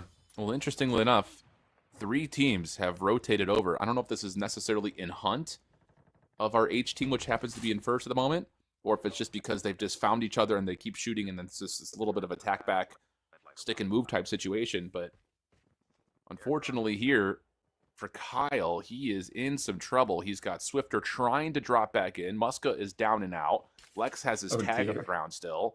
This is not looking good, as here comes 4K. Tokyo off the top ropes is on the chase. Kyle somehow still has not been shot at, but it only lasts for so long. It's Loading who actually finds the kill, so now 4K are going to realize, whoa, hold on a second, there's another team right on top of us. Absolutely, and not only that, you've got the winningest team down below. The top 1 team being Ackman's roster are right there waiting for a third party if it comes to it between 4K and Noah's roster. And well, Noah and Co are just going to hold the high ground. 4K is playing the edge of this current zone, and here we go. Oh dear. Lotex and the rest of Noah's team are rotating immediately into Idiot and Senior J, and I think Lotex may have just seen it saying, whoop, oh, pause, let me just go over here, find myself a building, not do anything too crazy. Absolutely. Yeah, they absolutely know. There's the loadout getting called in. He spotted Ackman, he spotted Balor. Shots are going to go down here. He gets the knock on to Ackman. He gets dropped. Lotex, unfortunately, gets also knocked from the side here. And there may also be a third party coming in their way very, very soon from the side. Unreal. Unreal. It's just so quick. So Idiot will get tallied up for 2. The rest of Noah's team will just kind of pause for a moment and try to stay alive. But that looked like a absolutely brilliant moment for Noah's team to kind of catch Idiot's team out by surprise. From the low ground, they just absolutely melted. 2 different players, Loading and Lotex, both just completely destroyed in the blink of an eye. You would have to hope if you're on Team 4K that you could shoot Ackman right here as he's moving upside the map, and 4K have that seaside position that we've seen from them earlier in the tournament, but I don't think that's going to be the case. They're just going to rotate back in for free. Yep. That seems to be the case. Wow. Okay, so this is going to be an interesting kind of next couple of moments with these zones. We already have 2 teams that have been fully eliminated. I think a lot of them are just trying to full send it, look for as many kills as possible, and then hope you win, but it doesn't fully work out. So you've got our A team right here. They've got a couple of players nearby that may force some sort of an engagement. That's Magic Squad, and they keep moving through this smoke. So there looks like there will be a battle here, just in the backside of Industry. Lotex back up into the mix. He's been able to find a knock and a kill onto Akaza, team that really hasn't found much momentum at all today. And back over to our A squad, they really don't see much here. So Father Ali with Bobby, Agaboo, and Malay have gotten themselves a little bit more safety deeper into this circle, knowing that there's a team right in front of them. Absolutely. I would love to see where the actual current score leaders are right now, being Ackman's team and also the 4K team, because I'm pretty sure they're in a fight. Especially Ackman's team. You can see it in the kill feed. Yeah, Senior J's already found 1 plus a knock on another. He's going to get himself a 2 kill. So, again, it's just one of those moments that was kind of the stronger half of Noah's team from earlier that do eventually get kind of finished off. So, this is not good news. 7 total kills for the side of Balor, Senior J, and Idiot. And they are still in first. And we're down to 7 teams. I mean, if you were to beat these guys, you would need to kill them out of the lobby now in 6th, 7th place. Absolutely. If you're Team 4K, you need to go up and wipe them right now. They are actually right beside them. So if they throw a couple of nades through those windows, something might come of it, but they need to be the ones that takes them out, and also probably need to finish first here if they want to stand a chance of winning this game. It looks like Ackman's team are just doing too well as a group unit together. It's just so tough. Has Peanut seen this? Uh-oh, here we go. They're going to fight it out. Idiot, the initial shoulder. Pushes back the play. Medic and White out in the open. The barricade well placed for Idiot. He's able to find the knock onto Tokyo. The fight is not looking good here for 4K, but Holy Father able to respond with a knock of their own. trying to get back to safety. Eddie with the chase down, and uh-oh, not good news here. 4K in some trouble, as Eddie can make sure Senior J can just get right back up into the mix. And you got to keep in mind, there's also players behind this looking for a bit of a resurgence on the third party. It's not good news for the 4K team as they get completely wiped out, essentially. Absolutely terrible news for Team 4K right there. I really thought that they had the upper hand, especially using that divot in the ground, and the fact that Ackman didn't know they were around that corner. But unfortunately, sometimes things just don't go your way, and it's looking like it's going to be very hard for 4K to take them off that top spot. Yeah, sure does. That was the best chance for it. The only other team that we really haven't seen much of would be Vague's squad, but the fact that we haven't really seen them in the kill feed would lead you to believe that they are not putting up enough eliminations to do too much, and it looks like they may not even be alive anymore. Haven't seen them on the list there, so we'll see. Oh, there they are, just kind of losing out on one, but we'll see. I mean, again, it's 4K's team looked like they were the best to possibly dethrone these guys from the top of the leaderboard, but not happening all that well at the moment. So feels like it's win condition has been set. Can they find a way to stay alive? We still have 7 teams available here, so there is still the chance that even if 4K's team doesn't get the full wipe on them, someone else might, as we still have the revives alive. Yep, absolutely. I mean, 4K are all back, but it's going to be needing to be a crazy end game for them. They need to rush absolutely everyone and get as many different teams as they possibly can right here. However, I will say Ackman's team are in a little bit of a pickle. They've split up here in between 2 different rosters. And if they all get wiped right now, there's definitely still a chance that they could go down and not finish this tournament in first place. Yeah, stuck between a number of players, but again, it's going to be so difficult to wipe a squad inside of these buildings. Because you get a little bit of damage, you get a couple of, armor breaks, you think that might be enough, but being able to third-party doorway or third-person these doorways makes it so difficult to assume that you're going to run up a staircase at a team that still has 3 players behind that. So you can see what the strategy is. We've got the high ground, the top floor of this building. I'll watch the stairs off the third peak. You guys watch the windows. We'll just sit up here and hang out as the safe zone's going to shrink again. Will it force these guys to have to move? That's the only other question. I would assume based on the rotation, probably not, because obviously they've decided to hold on to this position as we have some battles happening for Rotisma. Decent damage, but cannot stay alive. A late nade comes through that finds the kill. And now we've got nothing but chaos underneath the bottom side of Sanatorium here. I'm interested to see how they're going to rotate off Sanatorium as well. As COD Ninja's actually lost a player. I didn't even see that happen, but Parker's been knocked. Gets the revive up as well, along with Magic getting back into the game also. But it looks like they just wiped the team. They're down to 6. 22 total players.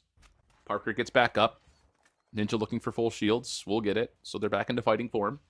4K team still also alive right now, but they really need Ackman's team to get eliminated here and a lot of kills. They could still do this. It's technically definitely possible, but is it probable? I'm not sure. Yeah, not so much. I mean, 9 kills plus a 5th place position is likely enough for them to secure the gap, especially with 4K only on 4 kills right now. They would have to destroy the rest of this lobby. And it's a final circle that doesn't really give you an opportunity for that. I mean, in reality, I think if this was an open zone, we'd be starting to sit there and think, yeah, maybe. But it's just all these teams are going to find each other in weird spots to where you can't, immediately fob up in 3rd, 4th party teams. And you can see what the call is going to be here with that circle moving further on the backside of the giant Sanatorium tower. This is going to put some pressure here onto our leaders to have to make a rotation if they want to stay alive. It really comes down to where they rotate to. If they rotate down that southbound and they go onto the water, which it looks like that's exactly what they're doing, they're going to walk straight into 4K. Oh, here it comes. Yeah. That's exactly what they're going to do, but they've spotted another 4K player behind them. They're not going to push him. They're actually going to run into the A-team roster, and it looks like they've been spotted. Shots go down, and it's currently looking like they have the advantage right here going into this 4v4 fight, as Ackman lands a bunch of shots onto multiple players. Idiot is able to just get so much damage early. I don't know if 4K was actually looking to their left. I think they were worried about the team on top of the tower, based on where they were positioned on that staircase, just trying to stay safe from the team on the high ground. Leads to a little bit of damage, but still not comfortable enough to push through this. Is our current first place team. 4K has rotated to the back side of the Sanatorium tower. Where Eddie's team is at the moment is fine. They will be in this next circle. It just comes down to where does it move to afterwards. As Salty and Akaza on the other 4K team are just trying to stay alive. And, ooh, interesting. Magic's able to find Balor. So That's going to lead to one. Ali gets another. So hold on a second. A little bit of a pinch up onto our leaders. Eddie will also drop. They're just down to one.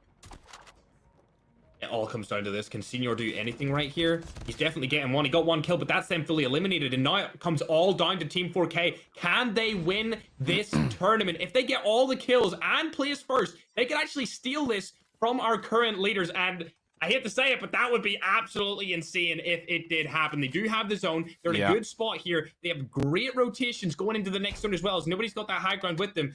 And it's here we can see Peanut looking for a player.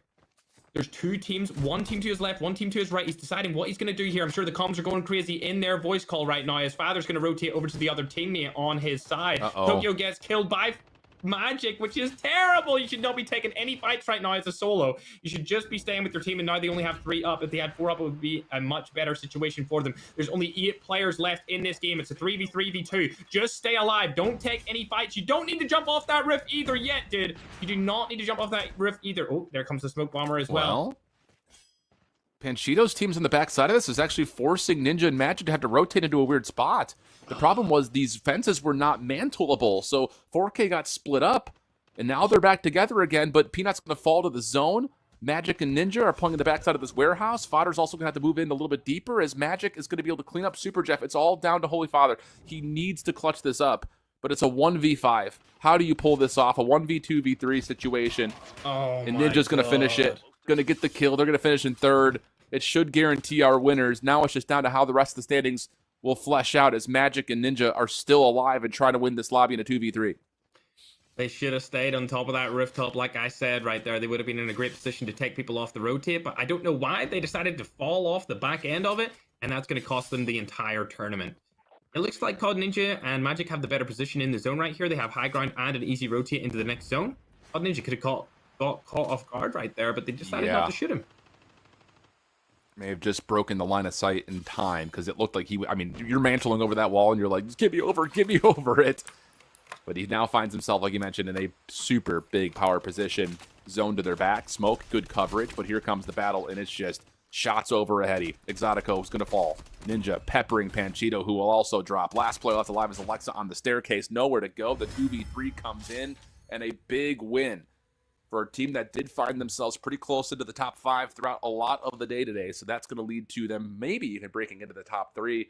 But the big news in terms of how our winners have gone, we thought that there was a window there for a moment, Ferg. It definitely felt like it with 4K being fully alive, but this could not rotate away to find the kills, find the win that they needed. So the assumption would be that Balor's team is going to walk away the winners, but you don't know. You never know. There's a lot of points in placements. We could have miscalculated, but, you know, we just work here.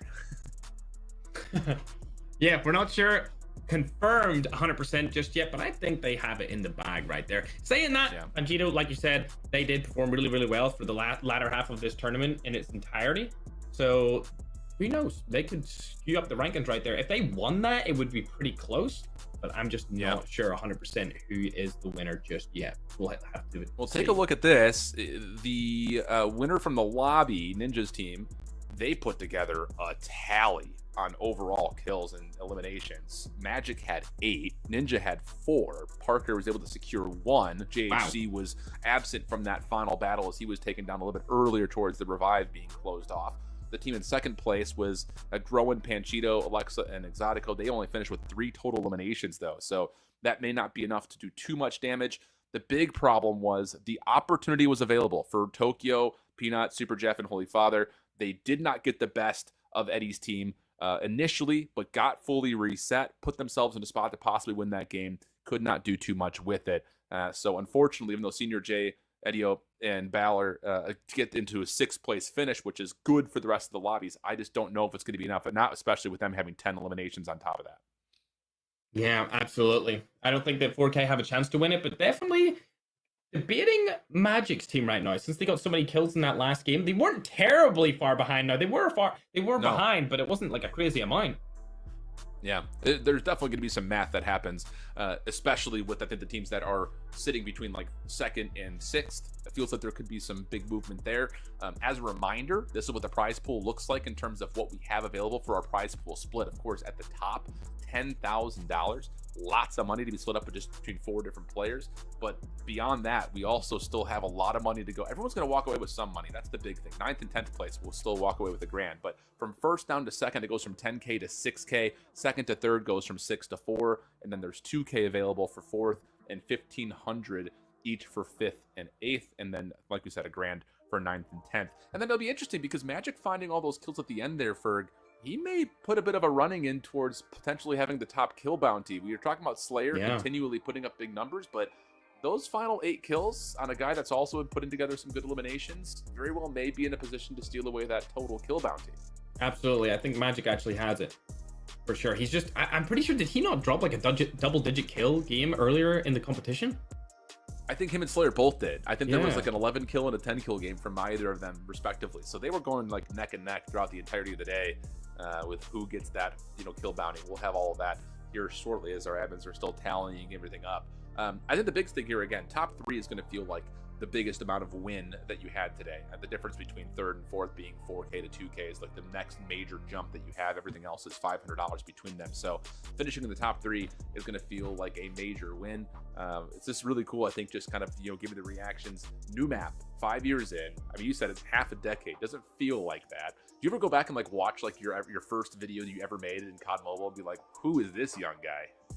I did that recently, yeah. The first time I've ever done it, I went back and watched a few videos. I was like, damn, bro. Like, I'm grown now, but back then I was literally just a kid. It's interesting to see the growth of not only the game, but yeah, my content as well and who I was, yeah, for sure. We love it, man. It's been a wild journey. It's really been cool, I think, for me too, is like being a part of just about every single one of our anniversary streams I've been involved with in some way. It's just always really fun to see what's still cooking behind the scenes with Activision and the rest of the gang putting together all these events. So big shout outs to them. And we're just waiting on that final leaderboard again, just to kind of confirm what we think we already know. I think the biggest difference here is going to be what happens in that top 3 position, top 4 position, where again, a lot of the money has been reserved for. In particular, again, was there enough for JHC, Parker, Magic, and Ninja with the win, with the good amount of kills to overtake some of the teams that were right in the mix, kind of floating for maybe a top 2, didn't quite have a good final drop, and that could be a difference of a couple $100 at the end of the day for them individually. Yeah, absolutely. I'm interested to see, did anyone actually get a nade kill? Yeah, Kaza did. I think in lobby number 2 was the first nade kill. So was it confirmed? I saw it in the production chat, so I assume that we're using that as the confirmation for it, but must be. Good job to him. Cool stuff, man. Yeah, absolutely. And it's just one of those things that you always got to throw a little bit of extra spice into these tournaments just to make sure everyone feels like they're playing for something on every given moment. No, I don't think we had any 1v4 squad wipes though, unfortunately. That would have been hard pressed to do in a revive based gameplay like this that we get in Krai. It would have to be somewhere in the late circles, and let's be honest, 1v4ing in a late circle moment would be unbelievable. Yeah, you would need a shotgun 1 pump on every single player to make that happen, and the likelihood of that happening is pretty low, especially when you're going against the best players on the planet. Yeah. Well, we're hearing that we're just about ready to reveal the final leaderboard. So the big question, who finishes up on top with the $10,000? Of course, there's still a lot of money to be separated between the rest of the teams, especially if you finish in the top 4. My guess would be that there is going to be some movement. I would be, I think, surprised if there wasn't. I think, looking at how the last bit of that lobby started to shake up, you had teams like Vague not fully getting into the top 3 like they had been previously. So did they get surpassed? We're about to find out. Your winners are going to be Senior J Valor and Achman, 146 points. And how about it? The first place win plus the kills for JHC, Parker, Ninja, and Akaza will get 135. They will actually jump into second place. The 4K boys who were there previously fall down into third. And then the Latin American squad of Groen, Alexa, Exotico, and Panchita with the second place finish there do get above Slayer, Vague, Narco, and Kigny for the top 4 position. Nice little late surgeons, though, I think, from those 2 teams in particular. But hey, it's one of those situations that at the end of the day, you want to be the champion. And wouldn't you know it, the team that really found themselves on top early continued to hold that spot throughout the most of the day today. Yeah, congratulations to Achman and the boys. Dark horse team from game 1, and they ended up securing the win throughout the entirety of the day. Good performance there from 4K's team as well. I'm surprised by COD Ninja and that roster for placing second, but congratulations to them, and especially Parker the Slayer, because it's very rarely that you see him enter any kind of tournament like this. And yeah, I think this is a first for him where he's placed really high in one of these events, so congratulations to Parker especially. He's got to be vibing with Krai, man. You got to get into the meta. You got to find your way to get through the map. And, well, so far, so good for a lot of our players. That's going to wrap our show for here today, though. Our COD Mobile 5th anniversary with the Krai Battle Royale Invitational. It's been a lot of fun. But now we got to go pick up the sticks and get on in ourselves. It's only one thing to watch. It's another to do it. So we're pumped to see you guys in the battleground. Until next time, make sure you guys are having a good time on Krai. Bye-bye. Bye. See ya.